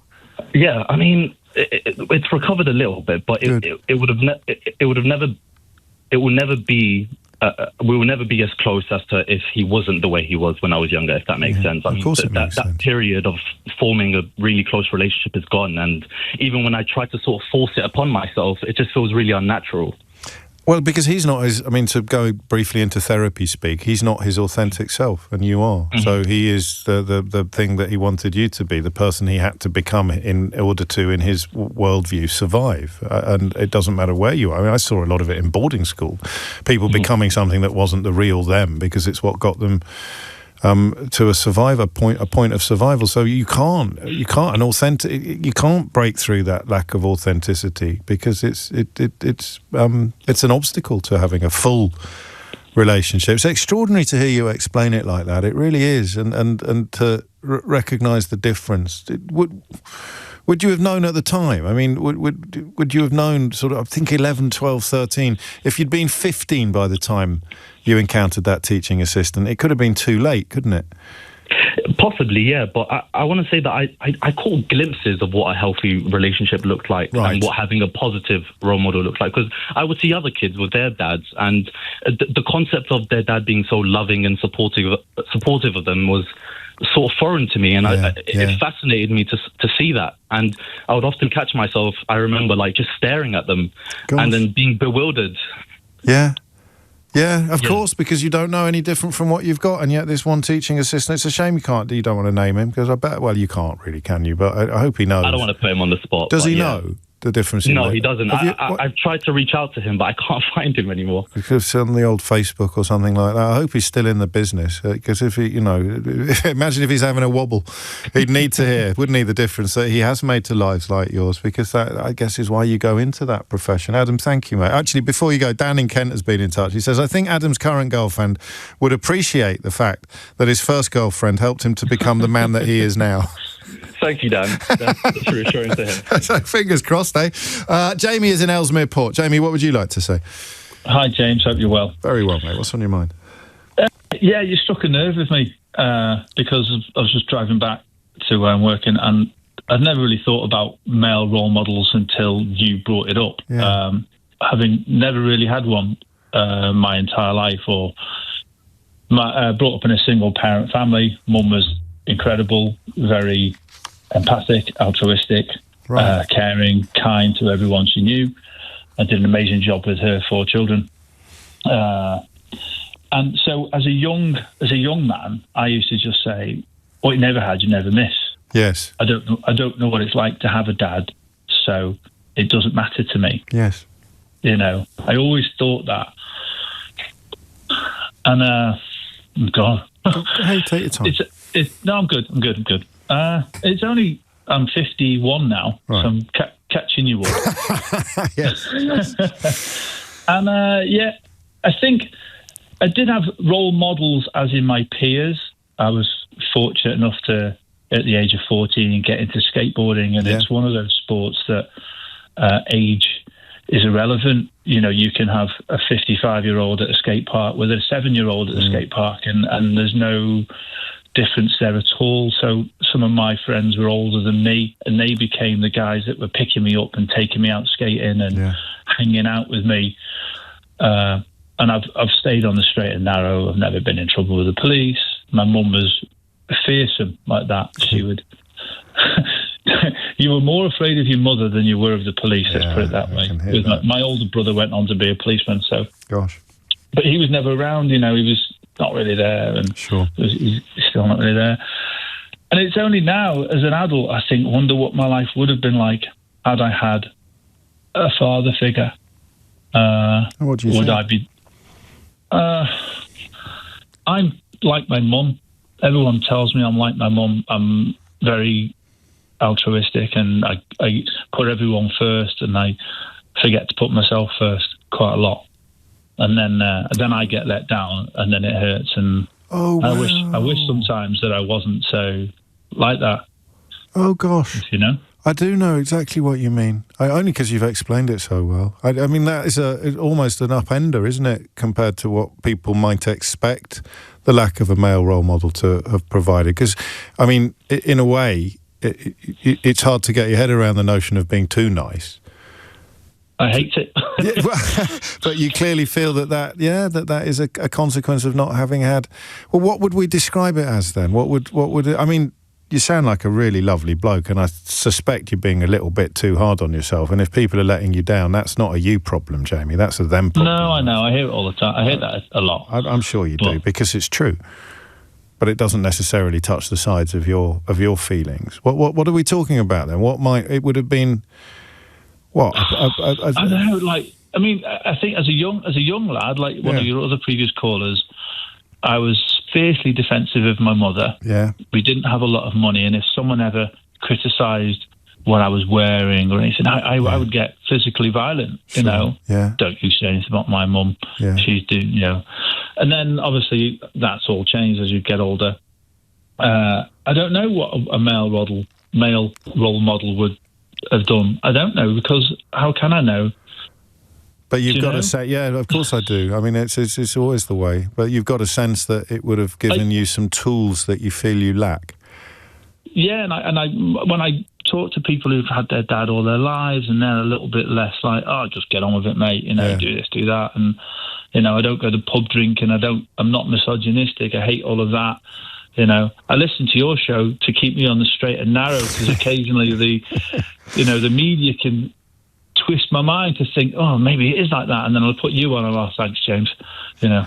Well, you've said that now. So my next bit that I was going to say is going to sound awful, because I was going to say it sounds like you've got things pretty sorted to me, but obviously that now sounds self-regarding given what you've just. But I think most people listening, I mean, nobody likes to be taken for a mug, which I think you've alluded to. But most people listening are probably, I mean, almost certainly thinking, I like the sound of Jamie. Do you like yourself enough? I don't know. Well, yeah, I know that I'm kind, because everyone keeps telling me I'm kind and stuff. But I just sometimes you feel like, where's it getting me? Well, that could be a whole heap of different things. I've got one question for you. Yeah. Would your mum be proud of you? Oh yeah. Well, yeah, that's it. Then. There it is. What are you worried about? Yeah. If she was here, she would. Yeah. Well, that's it. Mission accomplished, Mum. Yeah. Cheers, James. Whoa, blimey. You took me deep then, Jamie. You look after yourself, won't you? And I do. I'm not being glib. You're not going to make a phone call to a radio station and feel something inside you shift. But I promise you, most people getting in touch with the programme think that you sound like a top man. All of us sometimes think that we're not getting it right. And the more likely you are to think that way, the more self-examining you do, the more likely it is that actually you're doing better than you realised. It's 11:48. James O'Brien on LBC. It is 11:51. You are listening to James O'Brien on LBC. We may return to that territory, or some of that territory. We've not done it before, have we, from that angle? I think you'd agree that the callers that rang in justified entirely the decision to treat that story in the way that we did. Change of pace now, change of subject entirely. Voices of Solidarity are organising an evening of music, comedy and spoken word in honour and support of health workers in Palestine. They've raised... Voices for Gaza raised about £200,000 at the Camden Roundhouse in 2024, and the latest initiative aims rather higher, seeks to raise about £1 million for people trying desperately to provide healthcare in Gaza, which has, as we've detailed on this programme, become increasingly difficult, and it has become also increasingly difficult to avoid the fear that the healthcare provision in that region is being deliberately destroyed in order to make any prospect of return to normality, let alone return to the territory, feasible. 11:52 is the time. Alexei Sayle, who needs no introduction, is one of the big names on the bill, and he joins me now. Alexei, thank you. I should just say thank you for something completely different as well. I think I quote one of your lines more than any other on the programme at the moment, the one about austerity having its roots in the belief that the global financial crisis of 2008 was caused by there being too many libraries in Wolverhampton. If I was paying you a royalty for that, you wouldn't need to do this fundraiser, I don't think. No, I would send all those funds that raised, you'd send them to Palestine, medical aid to Palestine. And how dire is the situation there? Because, of course, journalists can't get in. Some charities can. Aid workers themselves routinely get killed. 1,400 health workers have already suffered that fate. What do we know about the state of hospitals and healthcare in the region? They're on life support themselves, really. It's clearly a deliberate policy. Do you remember when the genocide started? There was this pretense that the Al-Aqsa hospital had actually been hit by a Hamas missile, and Biden said, it was the other. And that pretense has been abandoned now. That clearly the Israeli occupation forces are intent on smashing all hospitals, all schools, all universities, all homes.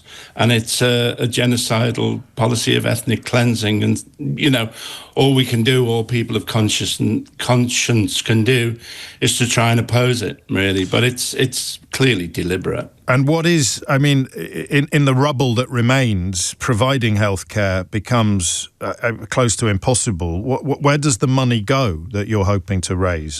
I think it will go to two charities, Doctors for Palestine, that attempt to just improve the medical services in Gaza and I guess in the West Bank as well, because for Palestinians, the act of merely staying alive is an act of resistance. I think really that is that what the Israelis want to do is eradicate the Palestinian people, is either kill them or drive them from their land, and just to stay there, just to stay alive, is really an act of resistance in itself, I think. I spoke to Francesca Albanese last week, the United Nations Special Rapporteur, about the escalations that we've witnessed in recent months, and even as someone that monitors these matters for a living, she has been surprised by the impunity with which the IDF appears to act in Gaza now. Would you share that surprise?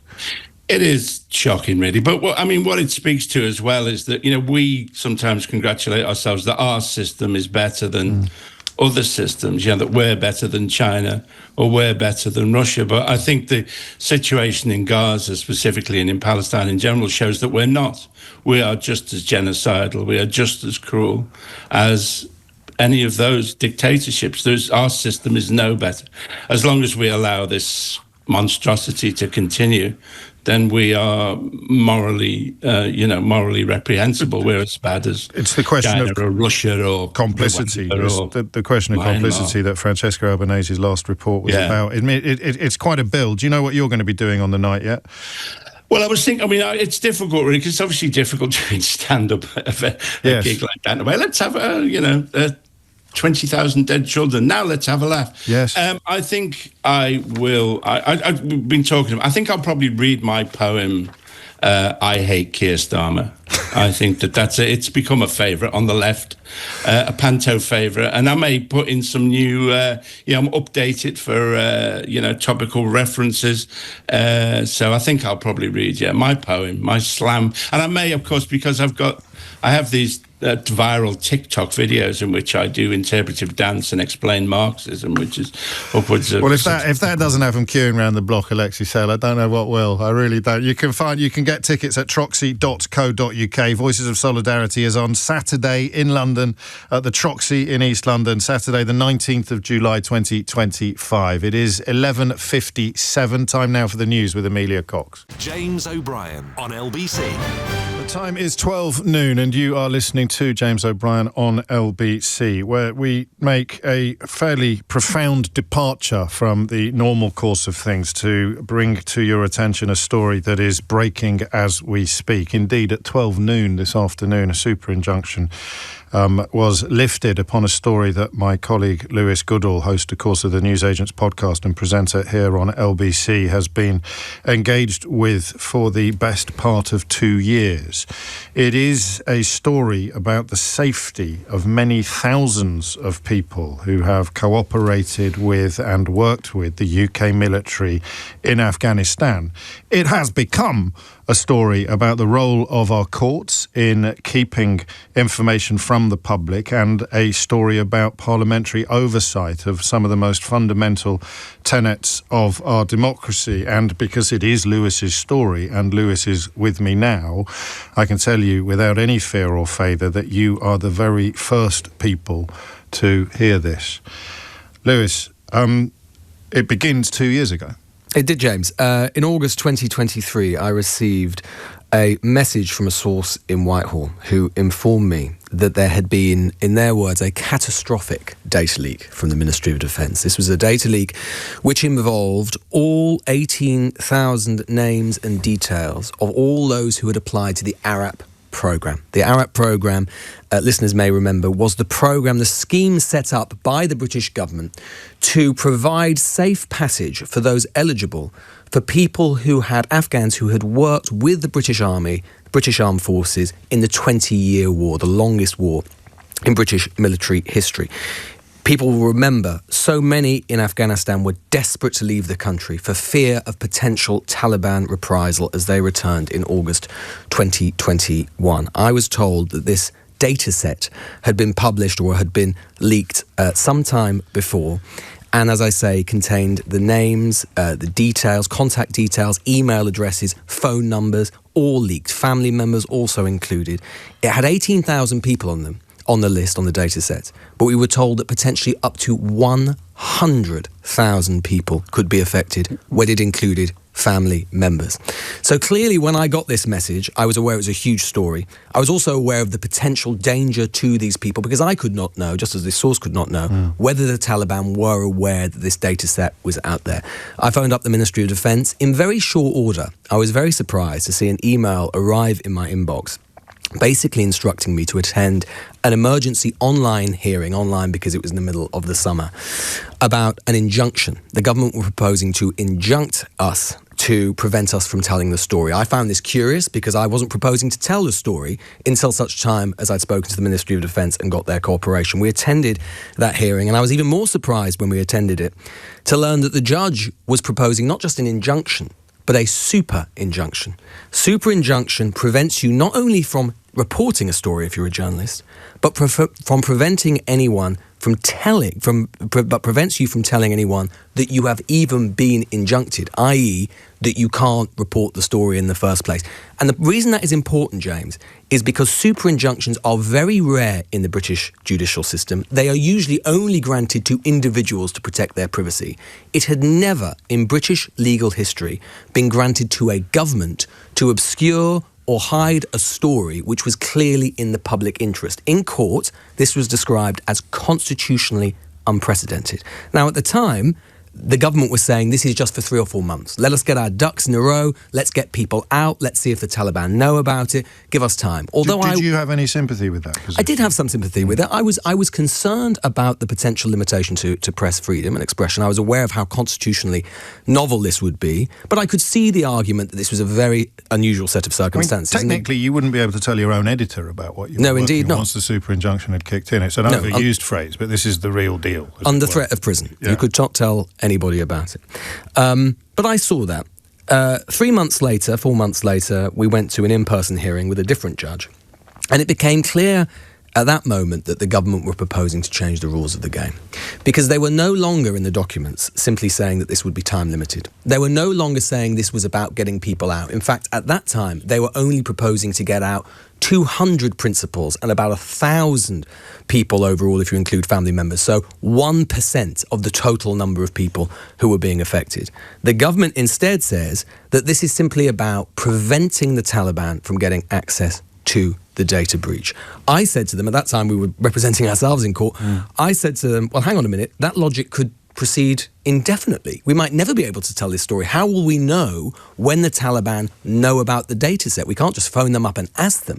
And basically the response was, well, we'll know when we know. And that set in process a kind of Kafkaesque process where basically every few months we went to another secret hearing and another secret hearing and another secret hearing after that, waiting for the government to change its mind on a super injunction, which never, ever happened. And during this time, bear in mind, James, and this is the reason that this is so unusual, it's not just obviously the press that were denied its ability to scrutinise the government and to inform the public about what was happening. Parliament, in a completely unprecedented way, has been denied its ability to scrutinise the executive for a 2-year period. And the reason this matters, James, is not only because the super injunction was unusual, but for a couple of reasons. One, as I was constantly saying throughout in court, it is entirely possible, probable, indeed I would say very likely, that had Parliament been informed about what was going on, the then government would have been forced to make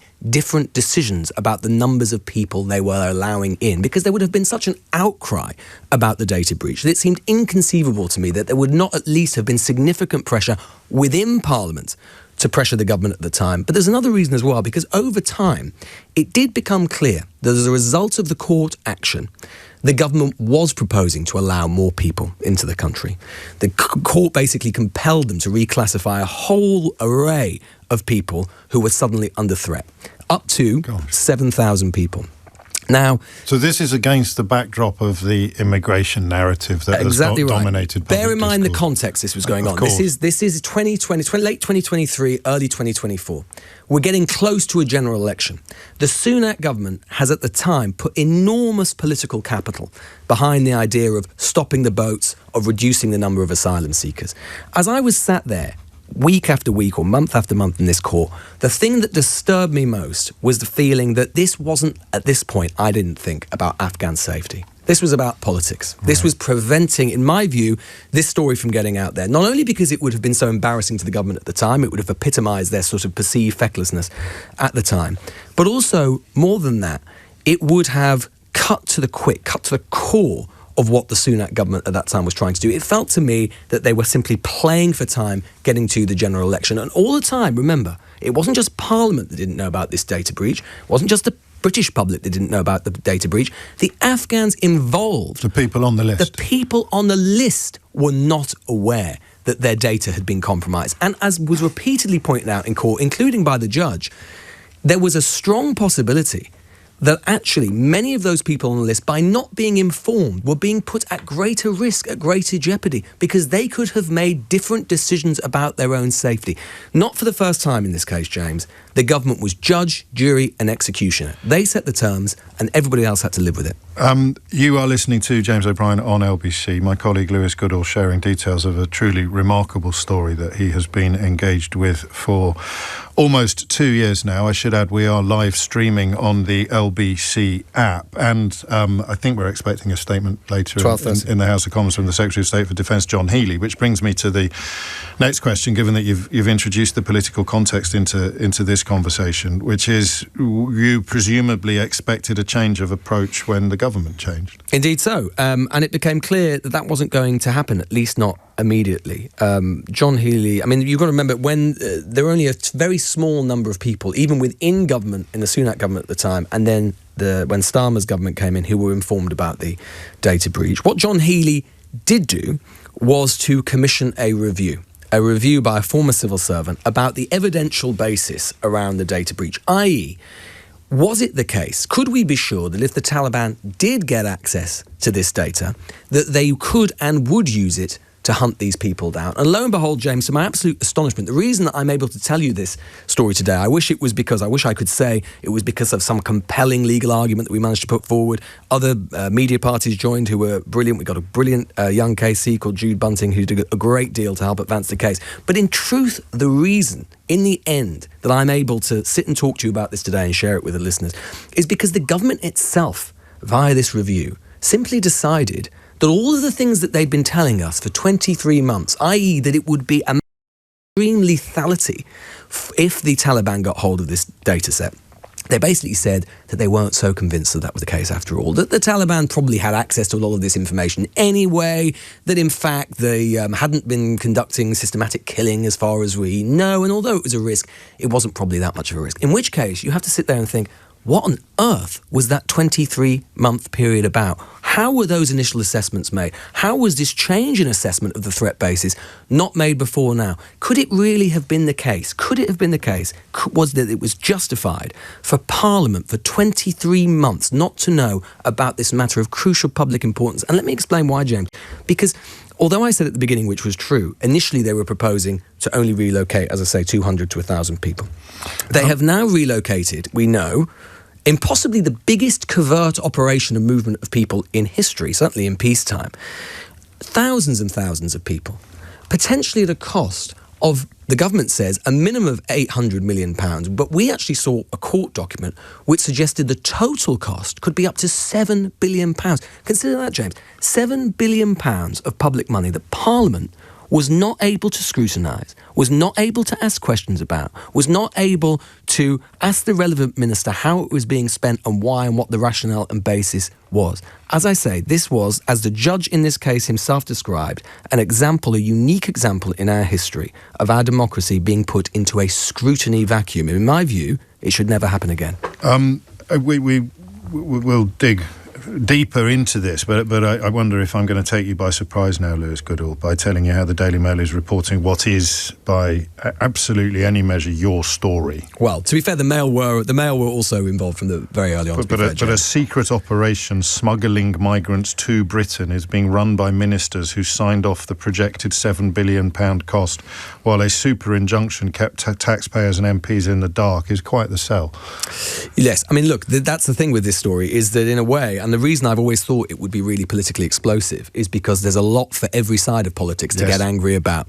The left and people, and not just the left, but people who are invested in the Afghanistan story and can see the clear moral debt that politician after politician of governments of all colours have told us we owe these people, can clearly see and be angry about the fact that, let's take the upper estimate of the number of people who may now have come over to the UK as a result of this data breach. It's a minimum of 6,900. It could end up being tens of thousands. Even if it is tens of thousands, that is a relatively small percentage of the overall number of people we know have been put at risk by this data breach, up to 100,000. So that's something for the left or anybody who looks at politics in that way to get angry about. The right will be angry, as the Daily Mail has already alluded to, of the idea of thousands of people coming to the country in secret under a scheme that Parliament had no right or no ability to scrutinise at enormous cost.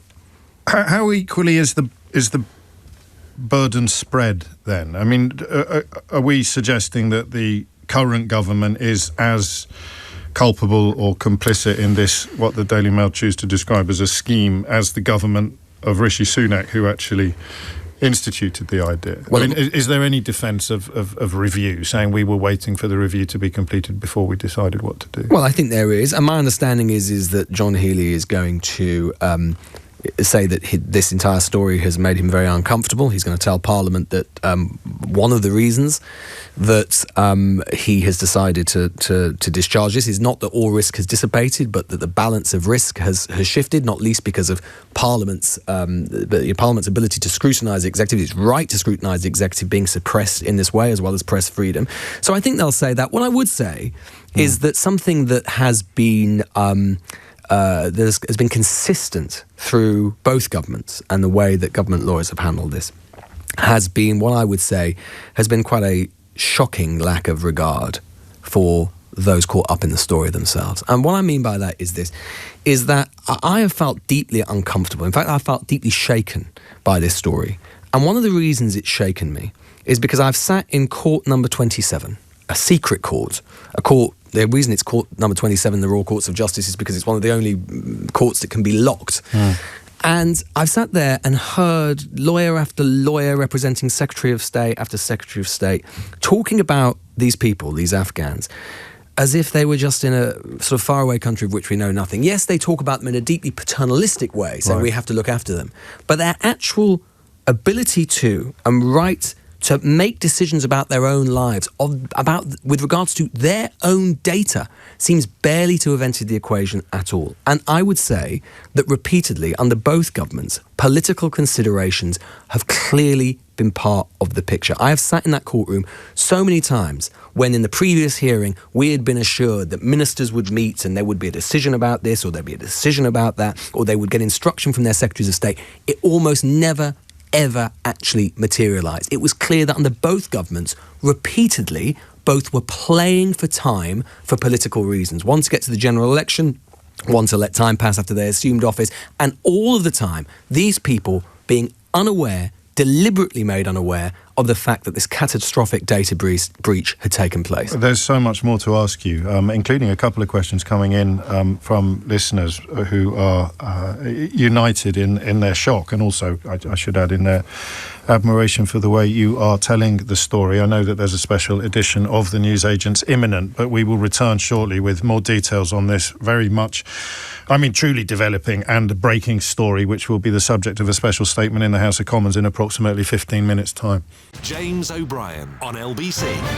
20 minutes after 12 is the time. You're listening to James O'Brien on LBC, breaking the habit of a lifetime just 20 minutes ago when we went to the news 2 or 3 minutes early. And if you haven't worked it out for yourself, the reason for that is that the super injunction that Lewis Goodall has been talking to us about was lifted at precisely 12 noon today, and we wanted you to be the first people to hear details of this extraordinary and still developing story. It means we may go to the next news bulletin a little early as well, because John Healey, the Defence Secretary, is due to deliver a statement to the House of Commons about precisely this issue. What are we expecting to hear from him?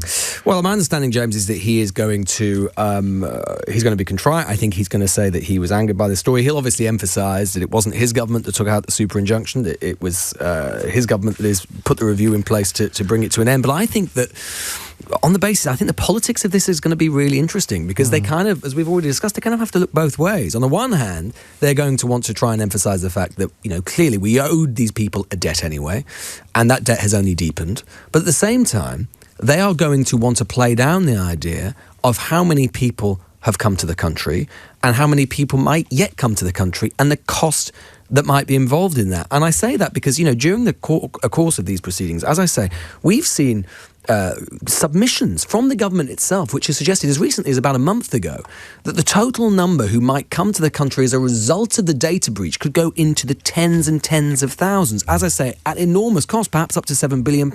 The government in the last 24 hours, I have to say, has seemed rather confused in the dealings with myself and the other journalists involved as to exactly what that figure is going to be. They've been going back and forth on it. And they're at pains to try and say, no, it's only 6,900 people who have been invited who are going to cut or are here already. That's going to cost 800 million, not 7 billion. But you can see how politically toxic it might be. Well, it might be, being the crucial word, because we do this stuff for a living, and I think it's a really grim reminder of how much even this toxic narrative has accelerated in the last 2 years. I listen, we could never prove it. If this was 2 years ago, I think organs like the Daily Mail would have been going in on the duty of care that we owe to these people. I think that's probably right. And instead they're going in on a top line describing migrants being smuggled secretly to Britain, which they know exactly who they're trying to appeal to. I think that had this happened, say, at the back end of 2021, when the images of all of those, desperate people trying to get on those planes, you remember, clinging on to the sort of bottom of the planes and so on, and the sort of the absolute horror of seeing that. I think if that had been fresher in the mind, I think you're right. I think the politics of this would be very different, because every party at the time, and Boris Johnson's government included, were desperately trying to impress on the idea, us on the idea that were discharging our obligations to these people. You might remember Boris Johnson, it was completely untrue, saying in the wake of Operation Pitting, which was the airlift, emergency airlift effectively to get people out, that we had got out the vast majority, the overwhelming majority of people to whom we owed a debt. Well, we know from this data set that certainly wasn't the case. And it is even more so now, because there would have been people, and the government has accepted this, there were people who were on that data list. Because remember, these were just Arab applicants. They weren't necessarily, people who were going to be given Arab status. But there were people, at least, as I say, 6,900 people, who were not going to be given Arab status, who have been given so, or been given permission to come to the UK as a result of the data breach, because their risk premium went up, obviously, when the data breach got out there. People who were risking their lives, in a sense, to assist with British forces on the ground in Afghanistan. I think you have to remember just how massive that operation was. It was Britain's longest war. We were basically trying to, as it turned out, fruitlessly, but we were trying for 20 years. We spent over £30 billion basically trying to construct a new state, a democratic state. And that involved, a list of people as long as your arm, everything from sort of cooks and cleaners and gardeners and mechanics right up to translators and interpreters and diplomatic officials and everything else in between. The list of people who became involved with the British Armed Forces and worked hand in glove very close to the British Armed Forces was vast, and many of whom remained in country when the Taliban returned. Can I just say one other thing about the process, James, because I think it's important. As I said, I don't think anything like this should ever be allowed to happen again. I certainly don't think a super injunction should ever be allowed to be taken out in this way to prevent reporting the story. For all of its faults, of its system. This could never have happened in the United States with First Amendment rights. It could never possibly have happened that you would have had a secret process going on this long. And one of the reasons I say that is something I think about. There's two things I thought about a lot during this process. One, small hero of the story was the judge, Martin Chamberlain KC, who was one of the youngest High Court judges, whose instincts were right throughout, constantly cognizant of the potential problems for the people involved, but also the terrible precedent he might himself be setting in making these orders on the future of press freedom and the fact governments in the future might try and use this as a precedent for other stories. So he repeatedly ruled against the government. Indeed, about a year ago, he discharged this injunction, only for it to be knocked back by the Court of Appeals. But I did think repeatedly, what if we'd not had that judge?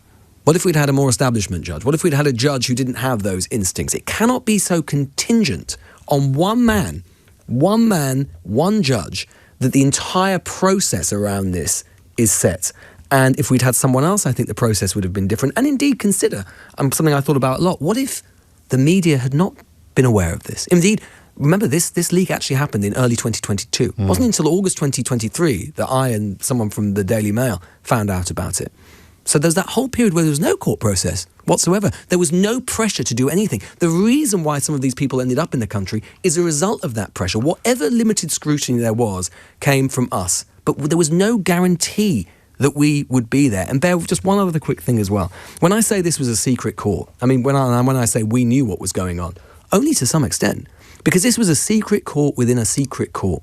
Because although the doors were locked and although everybody in there was under threat of prison if we revealed any of the details to anybody, every time there was a difficult question or a piece of evidence that seemed a little bit unsatisfactory, what was the refrain that I came to know and could recite in my sleep virtually every time that happened? We'll have to go into close for that, my lord.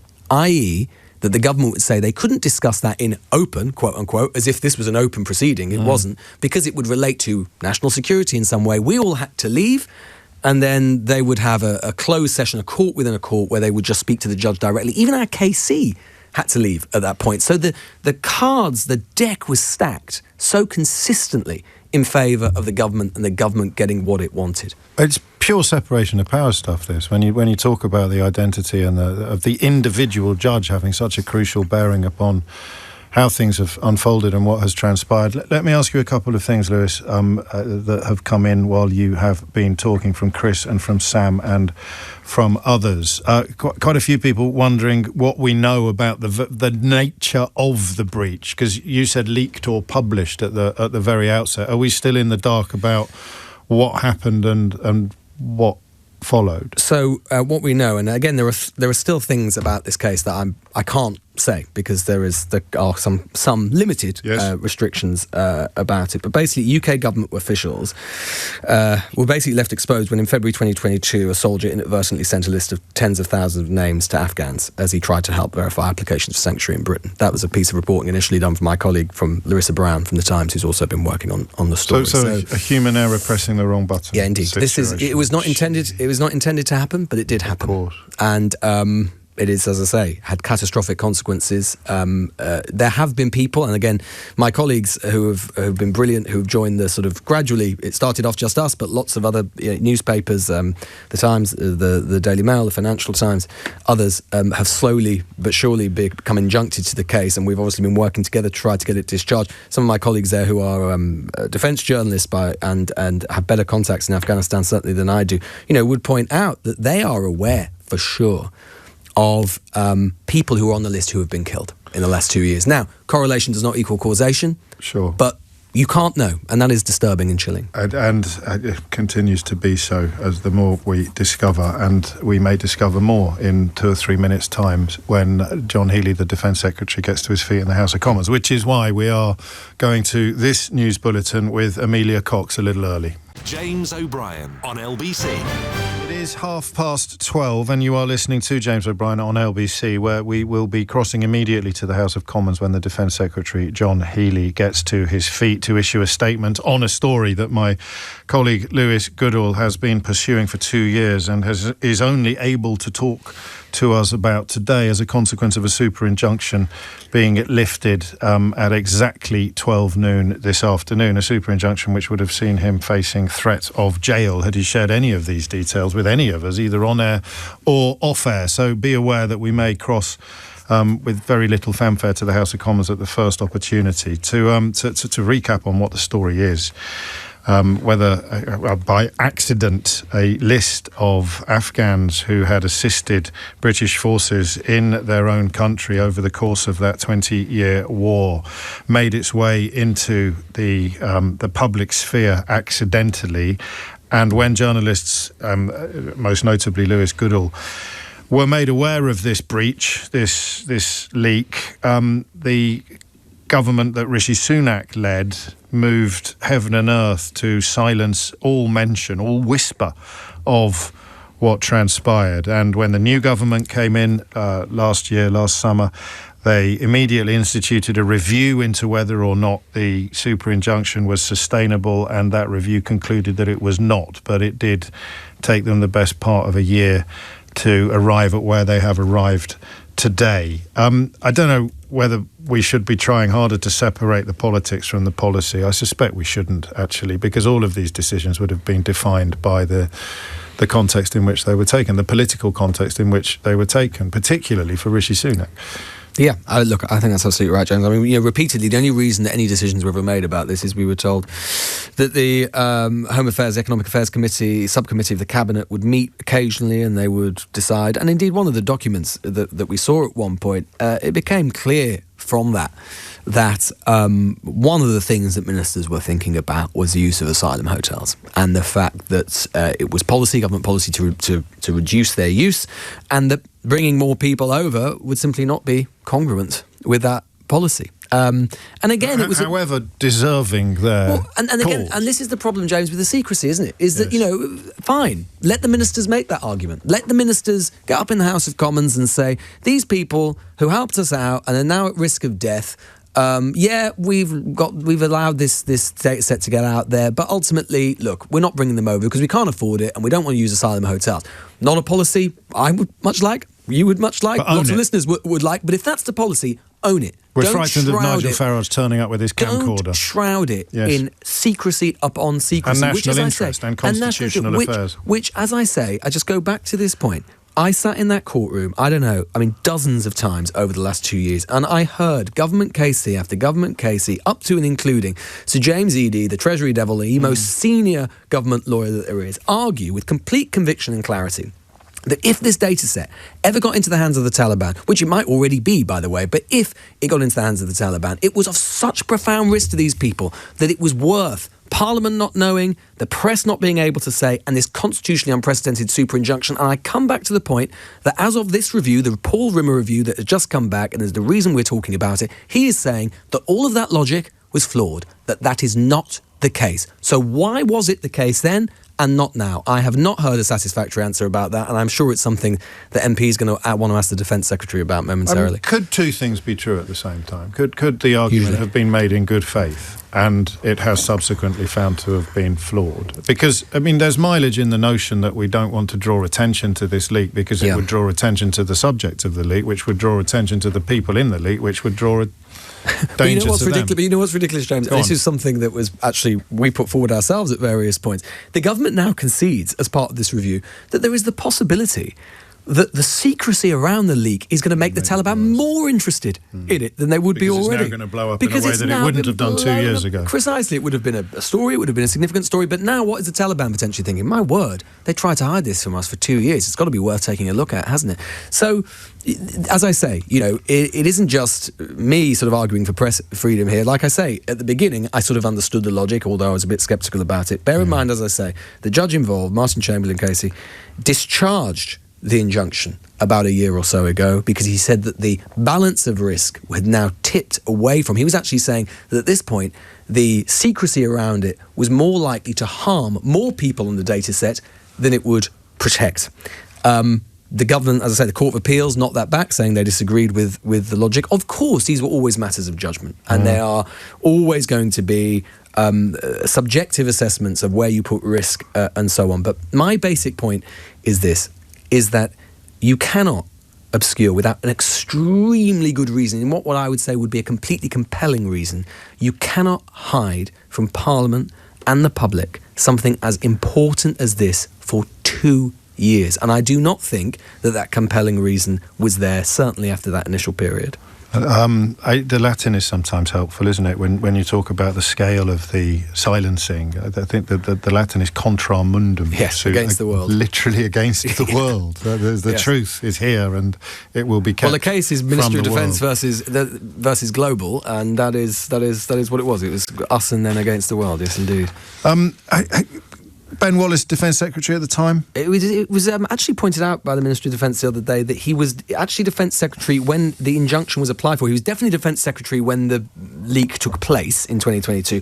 He was then Defence Secretary when the injunction was applied for, shortly after I made the MOD aware that I was aware of it. Yeah. But then actually it was in that brief period where Grant Shapps was Defence Secretary that it was actually taken out, which I think was on the 1st of September 2023. And it would be the Prime Minister, the Defence Secretary, the shadow Defence Secretary. John Healey was informed about it by James Heapy, my understanding is, when he was Junior Defence Minister. And the Speaker of the House of Commons, but a handful of ministers. So again, and you keep stressing this point, this isn't, it's only partly about the media being prevented from doing their job of scrutinising the executive, but the legislative has been denied the opportunity to scrutinise the executive as well. Of course, absolutely, and MPs have been prevented from asking questions and so on. And I do think there are questions for the Speaker of the House of Commons. I mean, yes. It is his job to be the custodian of Parliament, and he was aware that Parliament's right to do this was being suppressed. Now, he would have been served with the injunction, so I suppose legally he might not have had much choice. But nonetheless, I'll be interested to know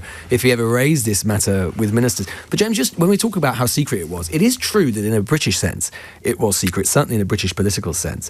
Bear in mind that one of the reasons that the Ministry of Defence knew about this, at one point this data set, the knowledge of it, was shared on a Facebook group full of Afghan Arab applicants, for which certainly some of my colleagues on this believe that there is good reason to believe there would have been Taliban operatives as part of that Facebook group. There were hundreds and hundreds of people who were part of it. So actually, knowledge of this data set has been actually quite well known among Afghans, our understanding is, for quite some time. So this was always part of the argument throughout, which was if all these people know about it in country, what are the chances that the Taliban don't know about it, or at least if they wanted to try and find it, wouldn't have the opportunity or good reason to do so? And just because people are particularly interested in the detail of the original leak as well, and there was a precedent for this, if we were to dig into perhaps what may have happened in 2023, when officials used the to field on a mass email to 265 Arab applicants instead of doing the blind carbon copy. So something that most office workers have had anxiety dreams about, but you would expect possibly not to happen at that level of the Ministry of Defence. Yeah, indeed. And bear in mind this database consisted of, it was 18,000 people, 33,000 records. So, it was a very, very substantial data set. It was a very, very substantial, it was obviously potentially valuable to the Taliban or to anyone else. But look, the thing is, and I go back to this initial logic of the proceedings, how were we to know whether the Taliban had it or not? Well, one of the ways that we could know, of course, is particularly some of my colleagues who became injuncted to the case, who have very good sources in Afghanistan, well, they could probably try and find out, except you can't, because you're super injuncted. You can't literally approach anyone. The minute you ask a question based on your knowledge, you're breaking the injunction. When I say this was Kafkaesque, this is what I mean. It was entirely circular. How will we know when the Taliban will have the data set? Well, maybe you'll find out. But how can we approach it? Let's go now to the House of Commons, where John Healey is making a statement about precisely this subject. Mr. Speaker, I wish to make a statement on a significant data protection breach from February 2022 relating to the Afghan relocations and assistance policy. This led to the High Court granting an unprecedented super injunction and the previous government establishing a secret Afghan resettlement route. Today, I'm announcing to the House a change in government policy. I'm closing this resettlement route, I'm disclosing the data loss, and I'm confirming that the court order was lifted at 12 noon today. Members of this House, including you, Mr. Speaker, and myself, have been subject to this super injunction. It is unprecedented. And to be clear, the Court has always recognised the parliamentary privilege of proceedings in this House, and ministers decided not to tell parliamentarians at an earlier stage about the data incident, as the widespread publicity would increase the risk of the Taliban obtaining the data set. But as parliamentarians and as government ministers, it has been deeply uncomfortable to be constrained from reporting to this House. And I'm grateful today to be able to disclose the details to Parliament. And I trust you, Mr. Speaker, and members will bear with me if I take the time to ensure the House now has the fullest information possible, something I discussed with you, Mr. Speaker, yesterday. Mr. Speaker, the facts are as follows. In February 2022, 10 months after the then Defence Secretary Ben Wallace introduced the Afghan relocations and assistance policy, 6 months after the fall of Kabul, a defence official emailed an Arab caseworking file outside of authorised government systems. ARAP, as the House knows, is the resettlement scheme that this country established for Afghan citizens who worked for or with our UK armed forces over the combat years of Afghanistan. And both in opposition and in government, we have backed this scheme. I know ARAP also has had the full support from across this House. Now, this official mistakenly believed that they were sending the names of 150 applicants. However, the spreadsheet in fact contained personal information associated to 18,714 Afghans who had applied either to the ex gratia or the ARAP scheme on or before the 7th of January 2022.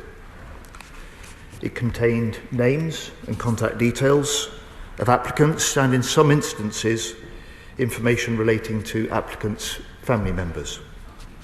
And in a small number of cases, Mr. Speaker, the names of members of Parliament, senior military officers and government officials were noted as supporting the application. This was a serious departmental error. It was in clear breach of strict data protection protocols, and it was one of many data losses relating to the ARAP scheme during this period.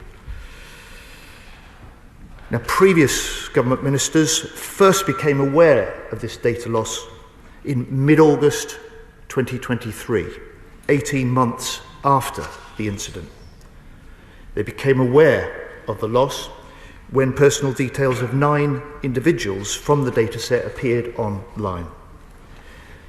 Action was taken to ensure they were swiftly removed, an internal investigation was conducted, and the incident was reported both to the Metropolitan Police and to the Information Commissioner. The Met deemed that no criminal investigation was necessary, and the Information Commissioner has continued to work with the department throughout. However, journalists were almost immediately aware of the breach, and the previous administration applied to the High Court for an injunction to prevent the data loss becoming public. The judge deemed the risk warranted going further, and on the 1st of September 2023 granted a super injunction which prevented the disclosure of the very existence of the injunction. Mr. Speaker, that super injunction has been in place for nearly 2 years, during which time 8 media organisations and their journalists have been served to prohibit any reporting. And no government wishes to withhold information from the British public, from parliamentarians or the press in this manner. In autumn 2023, previous ministers started work on establishing a new settlement scheme, specifically designed for people in this compromised data set who were not eligible for ARAP. Not eligible for ARAP, but nevertheless judged to be at the highest risk of reprisals by the Taliban. It is known as the Afghan Response Route, ARR. It was covered by the super injunction. And the then government initially established the ARR to resettle a target cohort of around 200 principals. But in early 2024, a combination of the Minister's decisions on the scheme's policy design and the court's views had broadened this category to nearly 3,000 principals. I want to provide assurance, Mr. Speaker, both to the House and to the British public, that all individuals relocated under the Afghan response route, ARAP, or the Home Office's ACRS scheme undergo strict national security checks before being able to enter our country. And the full number of Afghan arrivals under all schemes have been reported in the regular Home Office statistics, meaning that they are already counted in the existing migration figures. Now, as Shadow Defence Secretary, I was initially briefed on the ARR by James Heappey, the former Armed Forces Minister, on the 12th of December 2023, and issued with the super injunction at the start of that meeting. Other members of the present Cabinet were only informed of the evidence of the data breach, the operation of the ARR, and the existence of the super injunction on taking office after the general election. By this time, the ARR scheme was fully established and in operation. By this time, it was nearly 2.5 years since the data loss. I have felt deeply concerned about the lack of transparency to Parliament and to the public. I felt it only right to assess the decision-making criteria for the ARR. So we began, straight away, to take a hard look at the policy complexities, the costs, the risks, the court hearings, and the range of Afghan relocation schemes that the previous government was running. Cabinet colleagues endorsed the need for new insights into the scheme in autumn last year while the scheme kept running, and in December 2024 I announced the streamlining of the range of government schemes that we inherited into the Afghan resettlement programme to better establish value for money, establish a single set of time-limited entitlements, and support to get the Afghan families resettled. And I would like to thank, on behalf of the House, Mr. Speaker, our colleagues in local government without whom this unified resettlement programme would simply not be possible. And then at the beginning of this year, I commissioned Paul Rimmer, a senior former civil servant, an ex-deputy director of the Chief of Defence Intelligence, to conduct an independent review. This review was concluded and reported to ministers last month. Today I'm releasing a public version of Rimmer's review, and I'm placing a copy of that in the Library of the House. I'm very grateful to him for his work. Mr. Speaker, despite brutal human rights abuses in Afghanistan, the Rimmer review notes the passage of time, nearly 4 years since the fall of Kabul, and concludes, first, and I quote, "There is little evidence of intent by the Taliban to conduct a campaign of retribution against former officials. Second, those who pose a challenge to the Taliban rule now are at greater risk of a reaction from the regime. 3, the wealth of data inherited from the former government by the Taliban would already enable them to target individuals if they wish to do so. Which means, fourthly, he concludes, and I quote, "It is highly unlikely that merely being on the spreadsheet would be the piece of information enabling or prompting the Taliban to act." However, Rimmer is clear. He stresses the uncertainty in any judgments, and he does not rule out any risk. Yet he concludes, given this updated context, that the current policy we inherited appears, and I quote, "an extremely significant intervention to address the potentially limited net additional risk the incident likely presents." Mr. Speaker, the Rimmer Review is a very significant but not the sole element in the government's decision to change policy.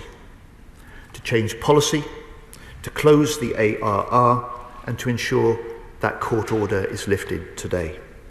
Policy concerns about proportionality, about public accountability, about cost, about fairness were also important factors to the government. And this was not a decision taken lightly. It follows a lengthy process, including the Rimmer Review, detailed ministerial discussions, and repeated consultations with legal advisors.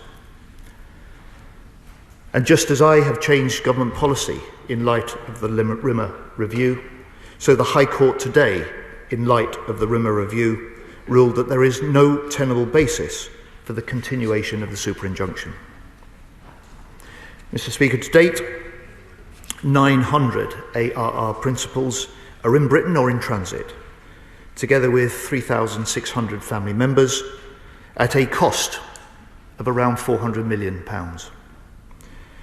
From today, there will be no new ARR offers of relocation to Britain. From today, the route is now closed. However, we will honour the 600 invitations already made to any named persons still in Afghanistan and their immediate family. When this nation makes a promise, we should keep it.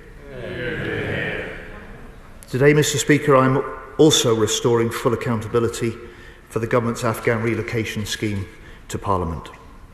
And I would expect our select committees to hold us account now through the in-depth inquiries. Let me turn, if I may, now to the practical action that we've taken as a result of this policy change and in preparation for the lifting of the court super-injunction. Mr. Speaker, my first concern has been to notify as many as possible affected by the data incident and provide them with further advice. The MOD has done this morning, although I have to say to the House it has not been possible to contact every individual on the dataset due to its incomplete and out-of-date information. However, anyone who may be concerned can head to our new dedicated gov.uk website, wherein they will find more information about the data loss, further security advice, a self-checker tool which will inform them whether their application has been affected, and contact steps for the Detailed Information Services Centre, which the MOD has established. Mr. Speaker, this serious data incident should never have happened. It may have occurred 3 years ago under the previous government, but to all those whose information was compromised, I offer a sincere apology today on behalf of the British government. And I trust the Shadow Defence Secretary, as a former Defence Minister, will join me in this. Mr. Speaker, to date, 36,000 Afghans have been accepted by Britain through the range of relocation schemes. Britain has honoured the duty we owe to those who worked and fought alongside our troops in Afghanistan. The British people have welcomed them to our country, and in turn, this is their chance to rebuild their lives, their chance to contribute and to share in the prosperity of our great country. However, none of these relocation schemes can carry on in perpetuity, nor were they conceived to do so. That's why on the 1st of July, we announced that we would no longer accept new applicants to ARAP. However, I will reiterate the commitment we made then to process every outstanding ARAP application and relocate those who may prove eligible. And we will complete our commitment to continuing the review of the triples. Mr. Speaker, I recognise my statement will prompt many questions. I would have wanted to settle these matters sooner, because full accountability to Parliament and freedom of the press matter deeply to me. They're fundamental to our British way of life. However, lives may have been at stake. And I've spent many hours thinking about this decision, thinking about the safety and the lives of people I will never meet in a far-off land in which 457 of our servicemen and women lost their lives. So this weighs heavily on me, and it's why no government could take such decisions lightly without sound grounds and hard deliberations. During this last year, we have conducted and we have now completed this work. I commend this statement to the House. So, Secretary of State James Cartledge. Thank you, Mr. Speaker, and I'm grateful to the Secretary of State both for advance side of his statement and for receipt early this morning of a hard copy of the Rimmer Review. And can I thank the Secretary of State and the Minister of the Armed Forces for briefing me yesterday and for briefing other parliamentary colleagues today. Furthermore, given the nature of the super injunction, Mr. Speaker, and the fact that the timing and nature of this statement relates entirely to the court's lifting of that super injunction, I also recognise that it was entirely right for the Secretary of State to update the House at the earliest opportunity and welcome the opportunity colleagues now have to scrutinise these matters. To declare an interest, Mr. Speaker, I was a Minister at the MOD in August 2023 when the Department first became aware of the breach. My main role being to chair one meeting on the matter in August 2023 because I was the duty minister, but thereafter being Minister for Defence Procurement and this sitting outside my portfolio, I had relatively minimal direct involvement. That said, the Secretary of State has issued an apology on behalf of the government, and I join him in that, and in recognising that this data leak should never have happened and was an unacceptable breach of all relevant data protocols. And I agree it is right that an apology is issued specifically to those whose data was compromised. It is nevertheless a fact that cannot be ignored that when this breach came to light, the immediate priority of the then government was to avoid a very specific and terrible scenario, namely, an error by an official of the British state leading to torture or even murder of persons in the dataset at the hands of what remains a brutal Taliban regime. As the Rimmer Review confirms, that scenario, thankfully, appears to have been avoided. Of course, the Rimmer Review was set up in January and reported to the Secretary of State in June, as we understand. I want to be clear, Mr. Speaker, it is entirely appropriate that the Secretary of State has sought to update the Department's understanding of the threat on the ground in Afghanistan that exists today, particularly for those persons in the data set who had previously been concluded to be at greatest risk of reprisals. However, the House will appreciate that when ministers became aware of this data breach in August 2023, we did not have the luxury of 6 months to assess the situation. As Rimmer says at paragraph 53, and I quote, the review notes that the passage of time is particularly relevant.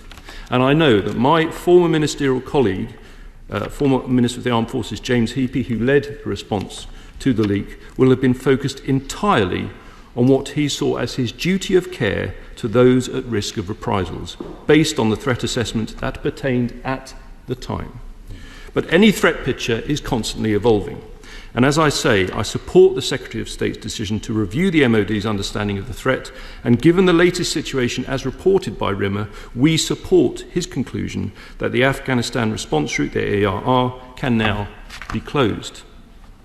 Turning to the super injunction, I do entirely understand why this will be the subject of considerable interest, particularly for the newspapers and media outlets concerned. We have an independent judiciary, and it is not for me to comment on either the decision to grant the injunction in the first place, nor to lift it today. But it is surely telling that the Rimmer Review paragraph 56 states that planning at the time the government became aware of this breach in the summer of 2023 was based, and I quote directly, on a risk judgment that were the Taliban to secure access to the data set, the consequences for affected individuals may be serious. Had that not been the case, no doubt the court would have been less likely to grant the injunction, and certainly not a super injunction. So on the leak, can the Secretary of State confirm that this was by a civil servant and that ministers at the time took steps to change the casework procedure, i.e. not using spreadsheets sent by email, but moving to a more secure system fully within the entirely secure network? And can he confirm that although the data set was circa 18,000, Only a relatively small portion of that data set was identified as being at high risk of reprisals, and only a small number have been settled here, which is why, as he stated today, the cost is around £400 million, not the figure of £7 billion that is being reported elsewhere. And can I agree with him that now that these matters are rightly in the public domain, that given the reassessment of the threat in the Rimmer Review, it would be wholly appropriate for the Select Committee and others to look into these matters further? Can the Secretary of State comment on one very specific item being reported? That, and I'm not referring to the person who made the leak, but another apparent third party who obtained some of the data was engaged in blackmail. Did the original Metropolitan Police investigation look at this? And if not, will he consider reopening it so that the police can have another look at that very specific point, which is very serious in its implications? Finally, we must recognise the huge role played by Afghan nationals in support of our armed forces. But any policy in this area must always be balanced against our own national interest. We support the government in closing the ARR scheme, and as we did with their decision to close the full Arab programme. Secretary of State. Mr. Speaker, can I welcome the tone in which the Shadow Defence Secretary has responded? Can I welcome him joining me in the apology on behalf of the British Government to those whose data has been compromised? And can I welcome also his acceptance that he put it's entirely appropriate for the Defence Secretary now, as part of a new government, to look to up-to-date the Department's assessment of the threat.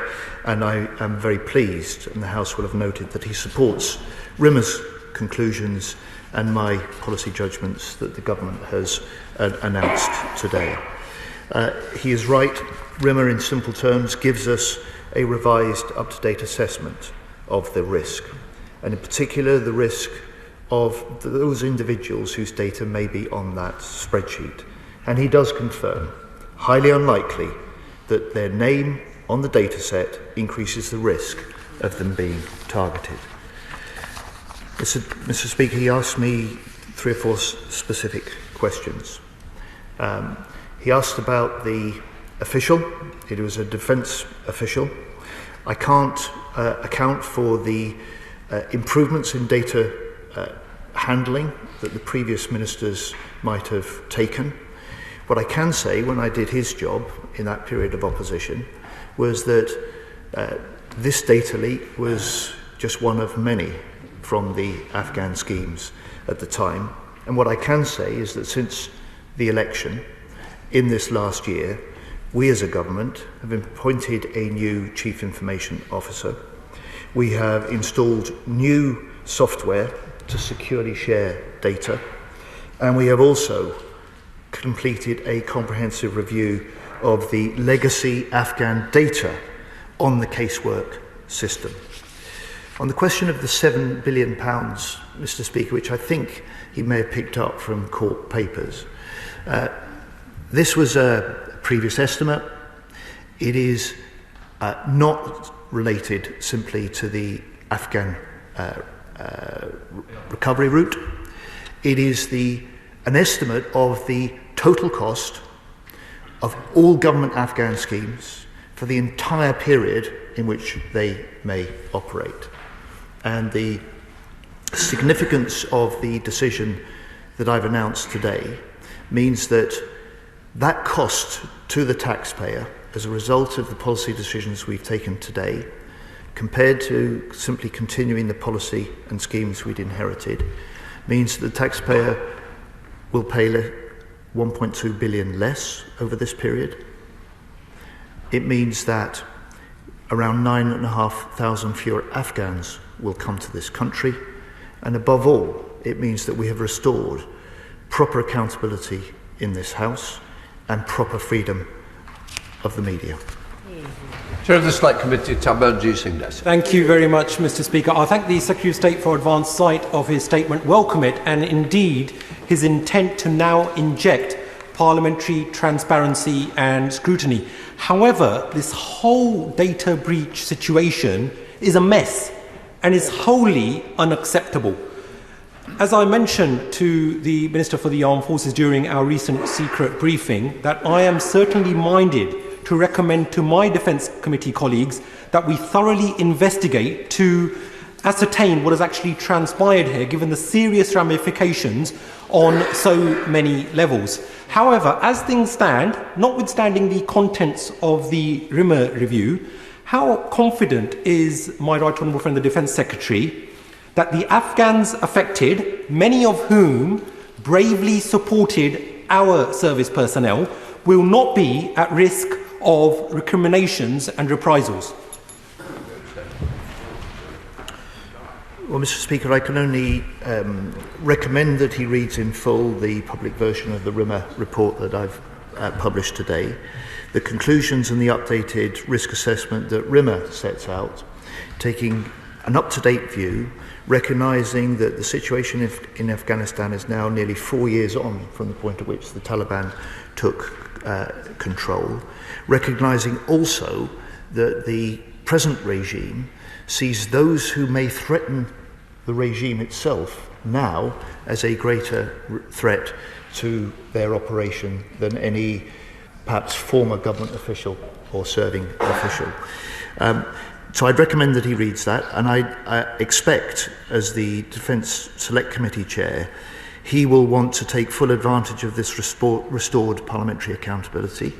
I've always believed that our Select Committee system in this House is perfectly capable and actually better suited to many of the in-depth inquiries that often get punted into public inquiries or punted into calls for public inquiries. And I hope my honourable friend would have noted the fact that the Shadow Defence Secretary also endorsed that view. Why the Liberal Democrats spokesperson? Thank you, Mr. Speaker. And I also thank the Minister of the Armed Forces for his briefing on this issue this morning. I'm pleased that this House now has the opportunity to scrutinise this alarming data breach. And it's right that the then government moved to introduce a new scheme to try to minimise the risk to the Afghan soldiers and their families who were caught up in this breach, of the 18,714 individuals in total. It's the very least that we owe them, given the sacrifices they made to support our campaign in Afghanistan. And I welcome the apologies from both sides of the House as a result of this data breach. But it does raise serious questions about how this was allowed to happen under the Conservatives' watch and the heightened level of risk it has created for those Afghans involved. So can the Minister confirm what steps have been taken to address the root cause of this breach and to ensure that it cannot happen again? Reporting this afternoon from the Financial Times suggested that an original relocation scheme considered for all 25,000 Afghan personnel could cost up to $7 billion. So will the Secretary of State confirm what assessment his department has made of that figure and why this was kept hidden from the public? The immediate priority must be to ensure the safety of all those individuals caught up in this breach. So what assurances can the Secretary of State provide that lifting of this super injunction now doesn't heighten any dangers for those individuals concerned? And what steps is he taking to ensure that the individuals whose data was leaked are aware of the incident? What additional support is now being provided to them directly now that the case is in the public domain? And in light of these developments, can the Secretary of State outline when the casework and final relocations under this and the ARAP scheme will be completed by? Secretary of State. Mr. Speaker, can I welcome her response? Can I say that I actually provided answers to the House for 2 or 3 of her questions directly to the Shadow Defence Secretary on the steps that we've taken to ensure that one can never say never, but one can, and I am more confident than I was 12 months ago about the reduced risk of data losses and data breaches in future. I've also given a response on the 7 billion figure. The estimated full costs of all Afghan schemes that will run to their completion from start to finish because of the savings derived from the policy decisions we've taken today will be between 5.5 and 6 billion pounds. The cost of the ARR scheme to date, the cost and the sums committed to bring the 900 principals and their immediate families that are in Britain or in transit is around 400 million, and I expect a similar sum to be the cost of those still to come. Mr. Speaker, finally on Rimmer, I think I said in my statement to the House that RIMA recognises the uncertainties, recognises the brutal nature of the Afghan Taliban regime, recognises that there can never be any risk, there can never be no risk in any judgments and decisions like this. It's one of the reasons that this is a decision that the government and I have taken with hard deliberation and serious intent. And, Mr. Speaker, I hope that the House will back it this afternoon. James O'Brien on LBC.